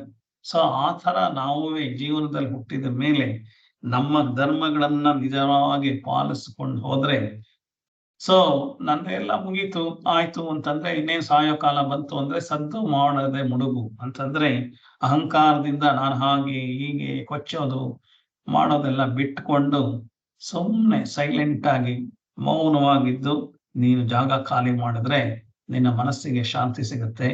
ನೀನು ನಿನ್ನ ರಾಜಯೋಗದ ಉಪಾಯ ಅಂತಂದ್ರೆ ನಿನ್ನ ಇಂದ್ರಿಯಗಳು ಮನಸ್ಸನ್ನ ನಿನ್ನ ಹತೋಟಿಗೆ ತಂದು ನೀನು ಸುಖ ಶಾಂತಿ ನೆಮ್ಮದಿನ ಇದೇ ಬಾಳಲ್ಲಿ ಪಡೆದು ನೀನು ಮೋಕ್ಷದ ಕಡೆ ಹೋಗ್ಬೋದು ಅಂತ ಹೇಳೋದಕ್ಕೆ, ಈ ಕದ್ಯೋತನಂತೆ ಬಿಡುಗೊಳ್ಳದೆ ಧರ್ಮವ ಚರಿಸು, ವಿದ್ಯುಲ್ಲತೆಯ ತರದಿ ತೇಜಗಳ ಸೂಸು, ಗೆದ್ದುದೇನೆಂದು ಕೇಳದೆ ನಿನ್ನ ಕೈಮೀರೆ, ಸದ್ದು ಮಾಡದೆ ಮುಡುಗು ಮಂಕುತಿಮ್ಮ ಅಂತ ಹೇಳಿದ್ದಾರೆ. ಸೊ ಹಾಗೆ ಹೇಳಿದ್ರೆ ನಾವು ಹಾಗಲ್ಲ, ನಾವಂತೂ ವಿಚಿತ್ರ ಮನುಷ್ಯರು.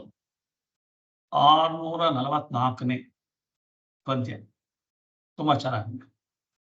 ತರಚುಗಾಯವ ಕೆರೆದು ಹುಣ್ಣನಾಗಿಪುದು ಕಪಿ, ತರಚುಗಾಯವ ಕೆರೆದು ಹುಣ್ಣನಾಗಿಪುದು ಕಪಿ, ಕೊರತೆಯೊಂದನ್ನು ನೀನು ನೆನೆದು ಕೆರಳಿ, ಧರೆಯೆಲ್ಲವನ್ನು ಶಪಿಸಿ ಮನದಿ ನರಕವ ನಿಲ್ಲಿಸಿ, ನರಳುವುದು ಬದುಕೀನು ಮಂಕುತಿಮ್ಮ ಅಂತ.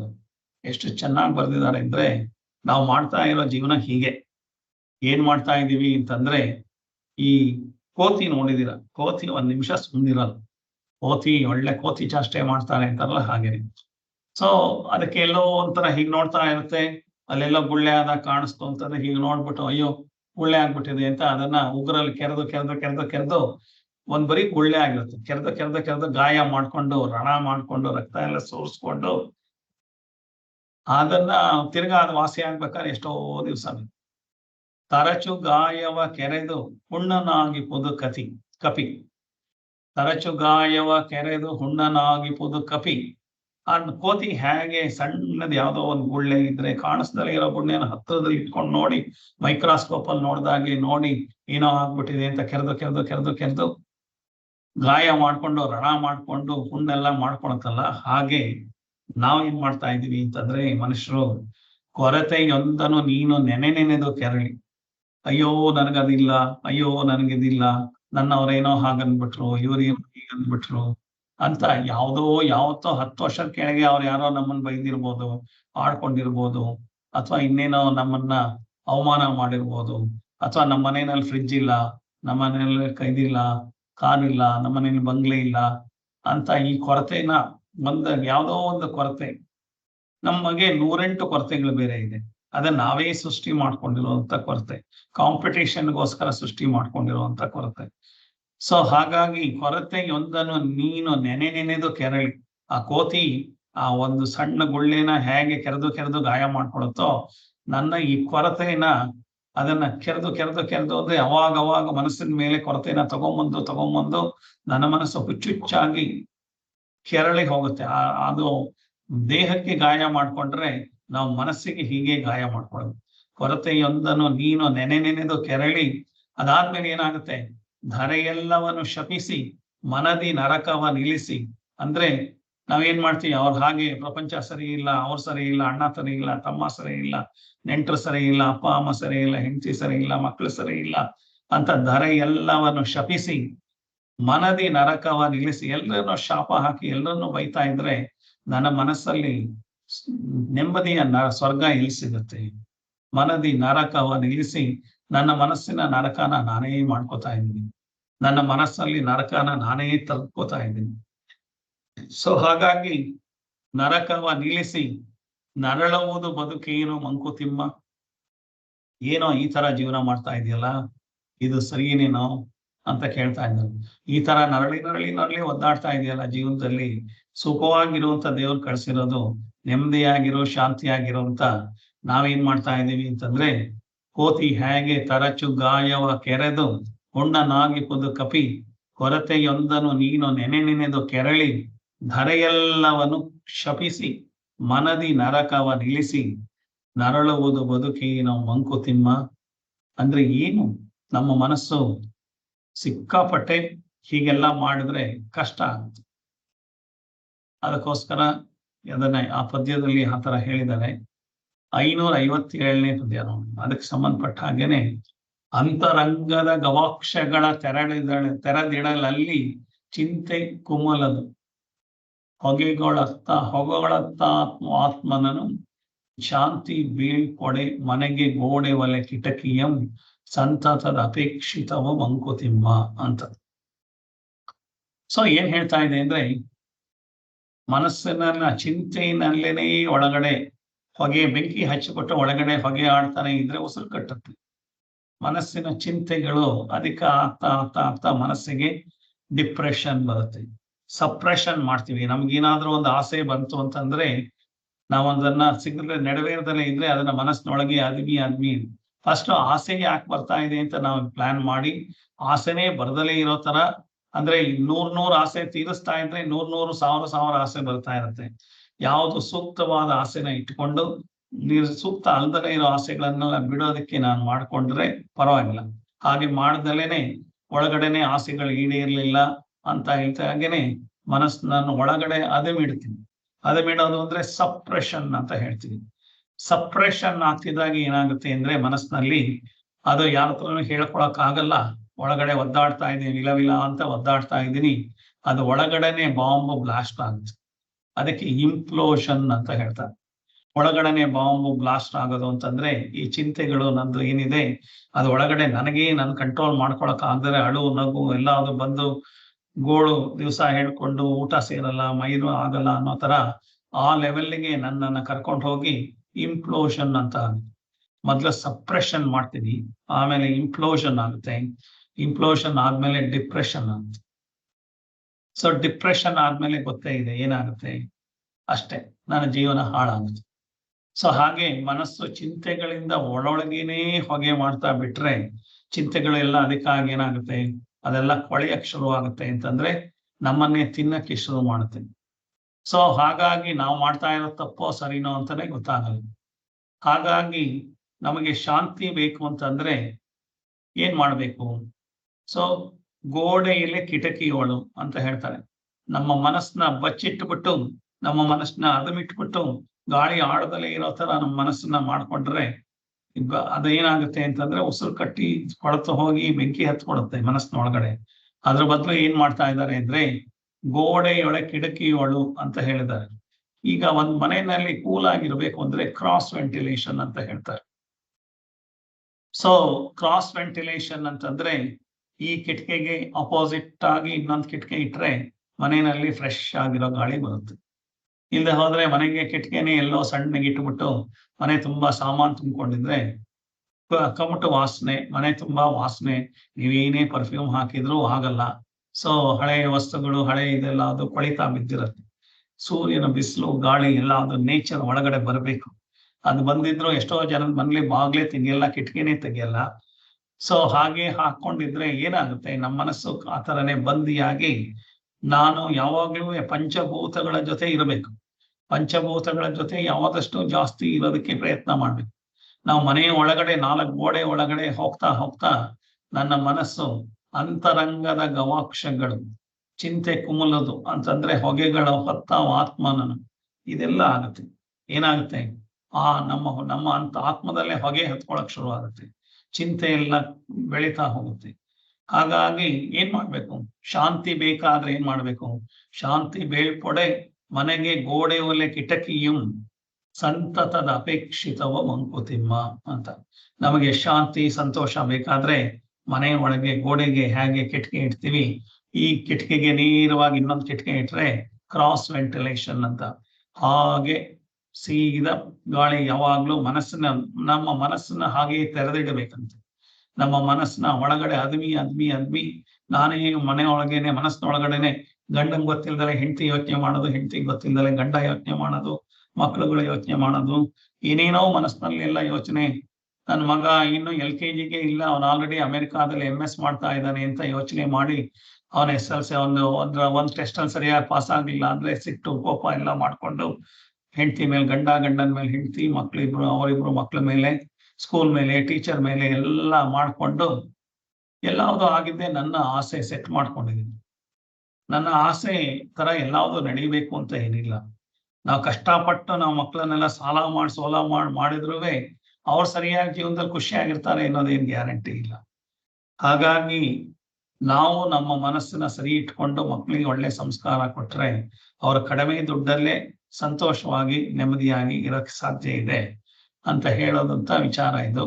ಹಾಗೆ ಗೋಡೆ ಒಳಗೆ ಅಂದ್ರೆ ನಮ್ಮ ಮನಸ್ಸಿನ ಒಳಗಡೆ ಹೊರ ಪ್ರಪಂಚದ ವಿಚಾರಗಳು ಒಳಗಡೆ ಬರ್ತಾ ಇರುತ್ತೆ. ಸೊ ಹೊರಗಿನ ವಿಚಾರಗಳು ಮತ್ತೆ ಒಳಗಿನ ವಿಚಾರಗಳ ನಡುವೆ ನಾವು ಇದು ಸರಿಯಾದ್ದಲ್ವಾ ಅಂತ ಯೋಚನೆ ಮಾಡ್ಬೇಕು.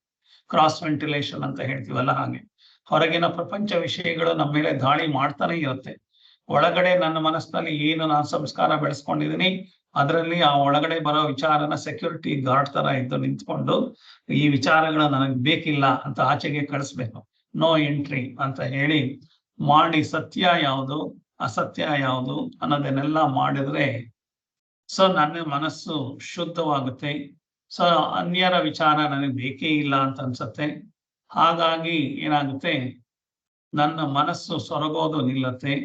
ಹಾಗಾಗಿ ನಾವು ನಮ್ಮ ಸಮಸ್ಯೆಗಳನ್ನ ಸರಿಯಾಗಿ ಶಾಂತ ಮನಸ್ಸಿನಿಂದ ನಾವು ಮಾಡ್ಕೋಬಹುದು, ಸದ್ವಿಚಾರದಿಂದ ಮಾಡ್ಕೋಬಹುದು. ಈ ಎಲ್ಲಾ ವಿಚಾರಗಳನ್ನು ಒಳಗಡೆ ಬಿಟ್ಕೊಂಡ್ರೆ ನನ್ನ ಅಹಂಕಾರ ಮಮಕಾರನ ಜಾಸ್ತಿ ಬೆಳೆಯುತ್ತೆ. ಸೊ ಹೊರಗಡೆಯಿಂದ ಮತ್ತೆ ಹೊಸ ವಿಚಾರಗಳನ್ನು ಒಳಗಡೆ ಬರದೇ ಇರೋ ತರ ಅಹಂಕಾರ ಮಾಡುತ್ತೆ. ಹೊರಗಡೆಯಿಂದ ವಿಚಾರಗಳು ಒಳ್ಳೆ ವಿಚಾರ ಬಂದ್ರೆ ಬೇಡ ಅಂತ ತಡೆಯುತ್ತೆ ಅಹಂಕಾರ. ಹಾಗೆ ಒಳಗಡೆ ಬಂದಿರೋ ಅಂತ ಕೆಟ್ಟ ವಿಚಾರಗಳನ್ನ ಹೊರಗಡೆ ಹಾಕಕ್ಕೂ ತಡೆಯುತ್ತೆ ನನ್ನ ಅಹಂಕಾರ. ಸೊ ನಾವು ಸಾಮಾನ್ಯವಾಗಿ ಏನ್ ಮಾಡ್ತೀವಿ ಅಂದ್ರೆ ಹೊರಗಡೆಯಿಂದ ಬರ್ತಾ ಇರೋ ಕೆಟ್ಟ ವಿಚಾರಗಳನ್ನ ಸೆಕ್ಯೂರಿಟಿ ಗಾರ್ಡ್ ಇಲ್ದಲೇನೆ ಒಳಗಡೆ ಬಿಟ್ಕೊಂಡ್ಬಿಡ್ತೀವಿ. ಅಹಂಕಾರ ಬೆಳೆಯುತ್ತೆ. ಈ ಒಳಗಡೆ ಬಿಟ್ಕೊಂಡಿರೋ ವಿಚಾರ ನಂದು ಅಂತ ಭದ್ರವಾಗಿ ಅಂಟ್ಕೊಂಡ್ಬಿಟ್ಟು ಈ ವಿಚಾರ ಹೊರಗಡೆ ಹೋಗದಲ್ಲೇ ಇರೋ ತರ ಮಾಡಿ ಅದನ್ನು ಕಟ್ ಹಾಕ್ಬಿಡ್ತಾ ಇದ್ದೀನಿ. ಅದನ್ನೇ ಅಹಂಕಾರ ಮಮಕಾರ ಅಂತೀವಿ. ಹಾಗಾಗಿ ಯಾರೋ ಒಳ್ಳೆ ವಿಚಾರ ಹೊರಗಡೆಯಿಂದ ಹೇಳಿದ್ರೆ ಆ ಒಳಗಡೆ ಬರಬೇಡ ಅಂತ ನನ್ನ ಅಹಂಕಾರ ಆ ವಿಚಾರನ ಅಲ್ಲೇ ತಡೆಯುತ್ತೆ. ಸೊ ಒಳಗಡೆ ವಿಚಾರನ ನೀನು ಕೂಡಿಸ್ತಾ ಇರುತ್ತೆ. ಹಾಗೇನಾಗುತ್ತೆ ಅಂತಂದ್ರೆ ಅಹಂಕಾರದ ಗೋಡೆ ಕೆಡವಬೇಕು. ಸೊ ನನಗೆ ಶಾಂತಿ ಬೇಕು ಅಂತಂದ್ರೆ ಆ ತರ ಅಹಂಕಾರದ ಗೋಡೆನ ಕೆಡವಿದ್ರೆ ನನಗೆ ಒಳ್ಳೆ ವಿಚಾರಗಳು ಒಳಗಡೆ ಬರುತ್ತೆ ಅಂತ ಹೇಳುವಂತ ವಿಚಾರ ಚೆನ್ನಾಗಿ ಹೇಳಿದ್ದಾರೆ. ಸೊ ಇದಕ್ಕೆ ಸಂಬಂಧಪಟ್ಟ ಹಾಗೆ ಇನ್ನೊಂದು 645ನೇ ಶ್ಲೋಕ. ಚಿಂತೆ ಸಂತಾಪಗಳು ಮನಸ್ಸಿಗೆ ವಿರೇಚಕವೋ, ಸಂತಸೋತ್ಸಾಹಗಳೇ ಪಥ್ಯದುಪಚಾರ, ಇಂತು ಮಂತು ನಡೆಯುತ್ತಿರುವುದಾತ್ಮ ಚಿಕಿತ್ಸೆ, ಎಂತ ದೊಡಂತೆ ಸರಿ ಮಂಕುತಿಮ್ಮ ಅಂತ. ಏನ್ ತರ ಮಾಡ್ಬೇಕು ಹಾಗಾದ್ರೆ ಅಂತ ಅವರೇನೆ ಸಮಾಧಾನನು ಹೇಳಿದ್ದಾರೆ. ಚಿಂತೆ ಸಂತಾಪಗಳು ಮನಸ್ಸಿಗೆ ವಿರೇಚಕವೋ, ಸಂತಸೋತ್ಸಾಹಗಳೇ ಪಥ್ಯದುಪಚಾರ, ಇಂತು ಮಂತು ನಡೆಯುತ್ತಿರುವುದಾತ್ಮ ಚಿಕಿತ್ಸೆ, ಎಂತಾದೊಡಂತೆ ಸರಿ ಮಂಕುತಿಮ್ಮ ಅಂತ. ನಾನು ನನ್ನದು ಅಂತನ್ನೋದನ್ನ ಅಹಂಕಾರ ಮಮಕಾರ ಅಂತ ಸಂಸ್ಕೃತದಲ್ಲಿ ಹೇಳ್ತಾನೆ. ಅಹಂಕಾರ ಮಮಕಾರ ನಾನು ನನ್ನದು ಅಂತ, ನಾನೇ ನಂದೇ ಅಂತ ಹೇಳೋದು ಅಹಂಕಾರ ಆಗ್ತಾ ಇದ್ರೆ ಈ ಅಹಂಕಾರ ಏನಾಗ್ತಾ ಇದೆ, ನನ್ನ ಅಹಂಕಾರ ನನ್ನ ನೆಮ್ಮದಿ ಹಾಳು ಮಾಡೋದಲ್ಲದೆ ನಮ್ಮ ಮನೆಯವರ ನೆಮ್ಮದಿ, ನನ್ನ ಸಮಾಜದ ನೆಮ್ಮದಿ ಎಲ್ಲದನ್ನು ಹಾಳು ಮಾಡಿ ಸಮಾಜದ ಸುತ್ತಮುತ್ತ ಇರೋದು ಎಲ್ಲ ವಾತಾವರಣನ ಕಲುಷಿತಗೊಳಿಸ್ತಾ ಇದ್ದೀವಿ. ಹಾಗಾಗಿ ಆ ಸಮಾಜದಲ್ಲೇ ನಾನು ಬದುಕಬೇಕಾಗಿದೆ. ಎಲ್ಲರ ಅಹಂಕಾರದಿಂದ ಆಗಿರುವಂತ ಸಮಾಜದಲ್ಲಿ ನನಗೆ ಈಗ ಆಗ್ತಾ ಇದೆ. ಸೊ ಏನಾಗುತ್ತೆ, ಈ ಅಹಂಕಾರದಿಂದ ನನಗೆ ಏನನ್ನಾದ್ರೂ ಪಡ್ಕೊಳ್ಳೇಬೇಕು, ಬೇಕೇ ಬೇಕು ಅನ್ನೋ ಆಸೆ ಈಡೇರ್ತು ಅಂತಂದ್ರೆ ಏನಾಗುತ್ತೆ, ಆ ಆಸೆ ಎಲ್ಲ ನನ್ನ ಹತ್ರ ಮಾತ್ರ ಇದೆ, ಆಸೆಯಿಂದ ನಾನೇ ಪಡ್ಕೊಂಡಿದ್ದೀನಿ, ತನ್ನೊಬ್ಬನ ಹತ್ರನೇ ಇದೆ ಅನ್ನೋಂತ ಅಹಂಕಾರ ಇನ್ನೂ ಸ್ವಲ್ಪ ಜಾಸ್ತಿ ಆಗುತ್ತೆ. ಆ ಅಹಂಕಾರದಲ್ಲಿ ಏನಾಗುತ್ತೆ, ಇನ್ನೊಂದು ಸ್ವಲ್ಪ ಜಾಸ್ತಿ ಪಡ್ಕೊಳ್ಳೋ ಆಸೆ ಆಗುತ್ತೆ. ಸೊ ಇನ್ನೊಂದ್ ಸ್ವಲ್ಪ ಜಾಸ್ತಿ ಪಡ್ಕೊಳ್ಳೋ ಆಸೆ ಈಡೇರದಲ್ಲೇ ಇರೋದು, ಎಲ್ಲವಾಗ್ಲೂ ಈಡೇರುತ್ತೆ ಅಂತ ಹೇಳಕ್ಕಾಗಲ್ಲ.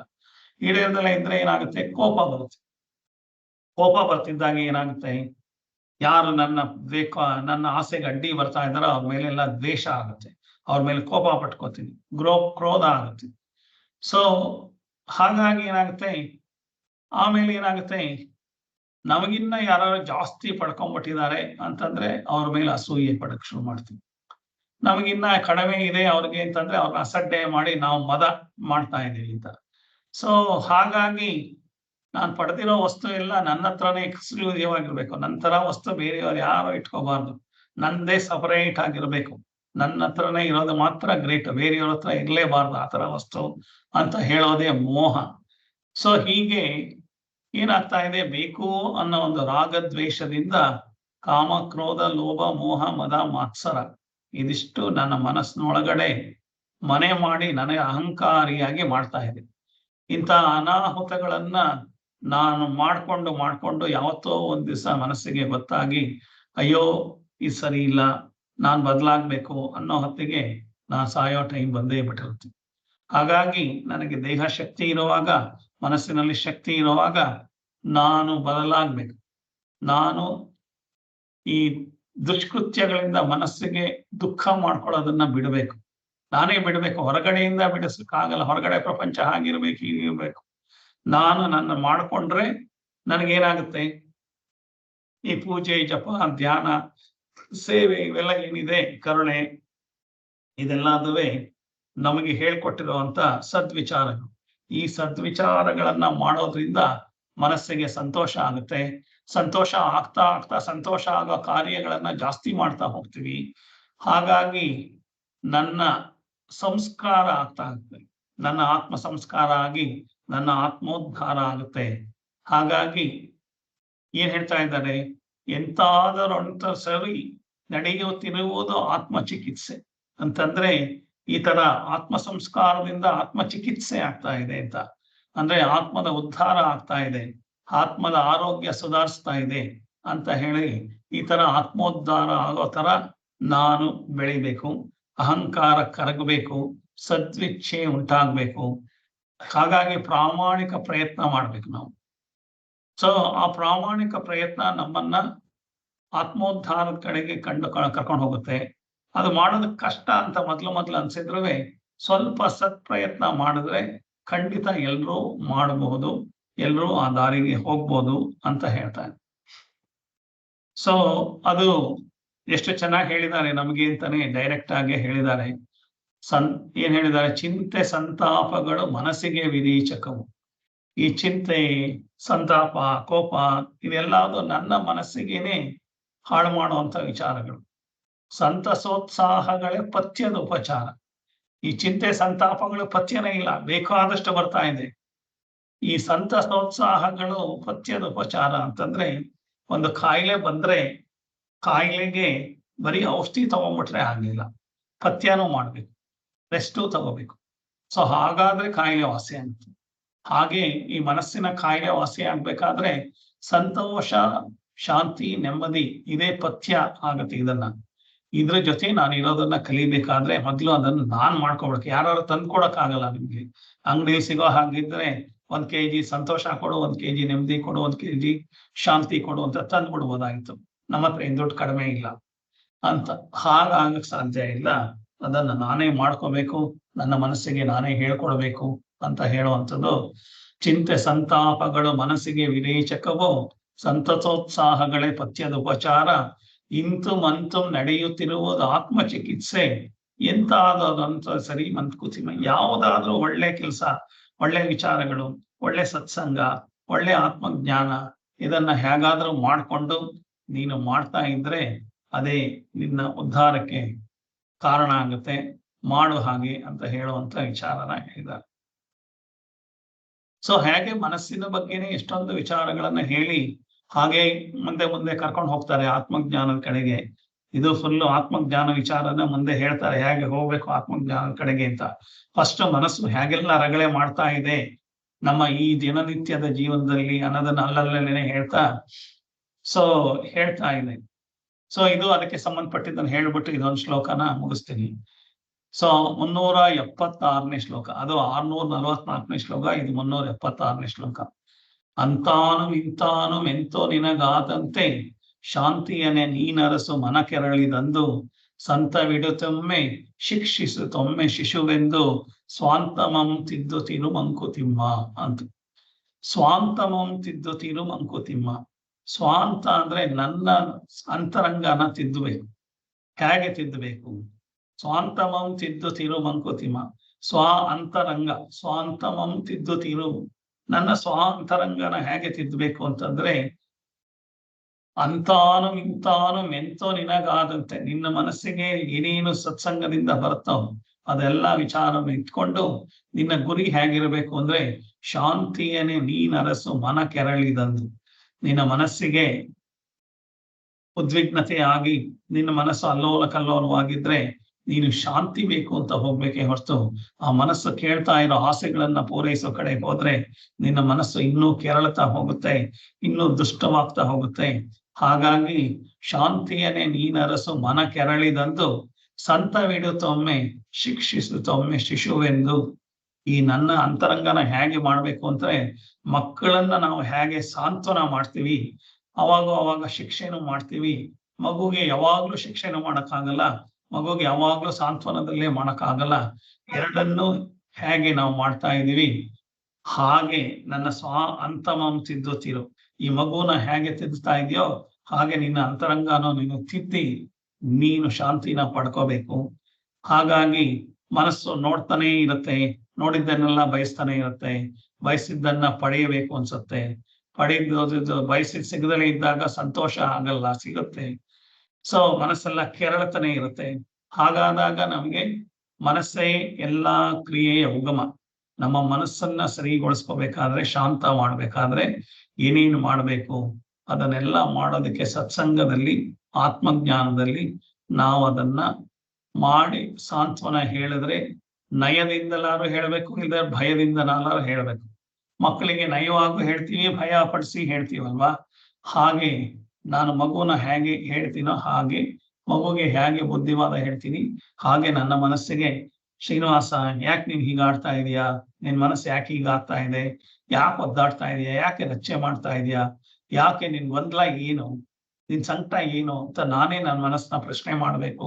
ನನ್ನ ಉತ್ತರ ನಾನೇ ಕಂಡಿಡ್ಕೋಬೇಕು. ಇವ್ರ ಹತ್ರ ಹೇಳಿದ್ರೆ ಆಗೋದಿಲ್ಲ. ಹಾಗಾಗಿ ನನ್ನ ಮನಸ್ಸು ಶಾಂತಿಗೊಳ್ಟು ನನ್ನದಾಗ್ಬೇಕು. ಮನಸ್ಸು ಬೇರೆಯವ್ರದ್ದಾಗಿದ್ರೆ ರಿಮೋಟ್ ಕಂಟ್ರೋಲ್ ತರ ನಮ್ಮನ್ನ ಕೊಡಿಸ್ತಾ ಇರ್ತಾರೆ. ಮನಸ್ಸು ನಮ್ಮದಾಗಿದ್ದಾಗ ಶಾಂತಿ ಆಗಿರುತ್ತೆ. ಹಾಗಾದ್ರೆ ಮಾತ್ರ ನೆಮ್ಮದಿ ಅಂತ ಹೇಳೋದಕ್ಕೆ ಈ ವಿಚಾರ ಹೇಳಿದ್ದಾರೆ. ಹೇಗೆ ಅಂತಂದ್ರೆ, ನಾವು ಅಷ್ಟು ಶಾಂತತೆನ ಬರೆಸ್ಕೋಬೇಕು. ಮಗುಗೆ ಹೇಳಿದ ಹಾಗೆ ನಮ್ಮ ಮನಸ್ಸನ್ನ ಬುದ್ಧಿವಾದ ಹೇಳ್ಬೇಕು. ಬಡದು ಮಾಡಿದ್ರು ಆಗಲ್ಲ ಅಂತ ಹೇಳಿದ್ದಾರೆ. ಸೊ ಈ ಶ್ಲೋಕದೊಡನೆ ಇವತ್ತು ಇಲ್ಲಿಗೆ ನಿಲ್ಲಿಸ್ತಾ ಇದ್ದೀನಿ.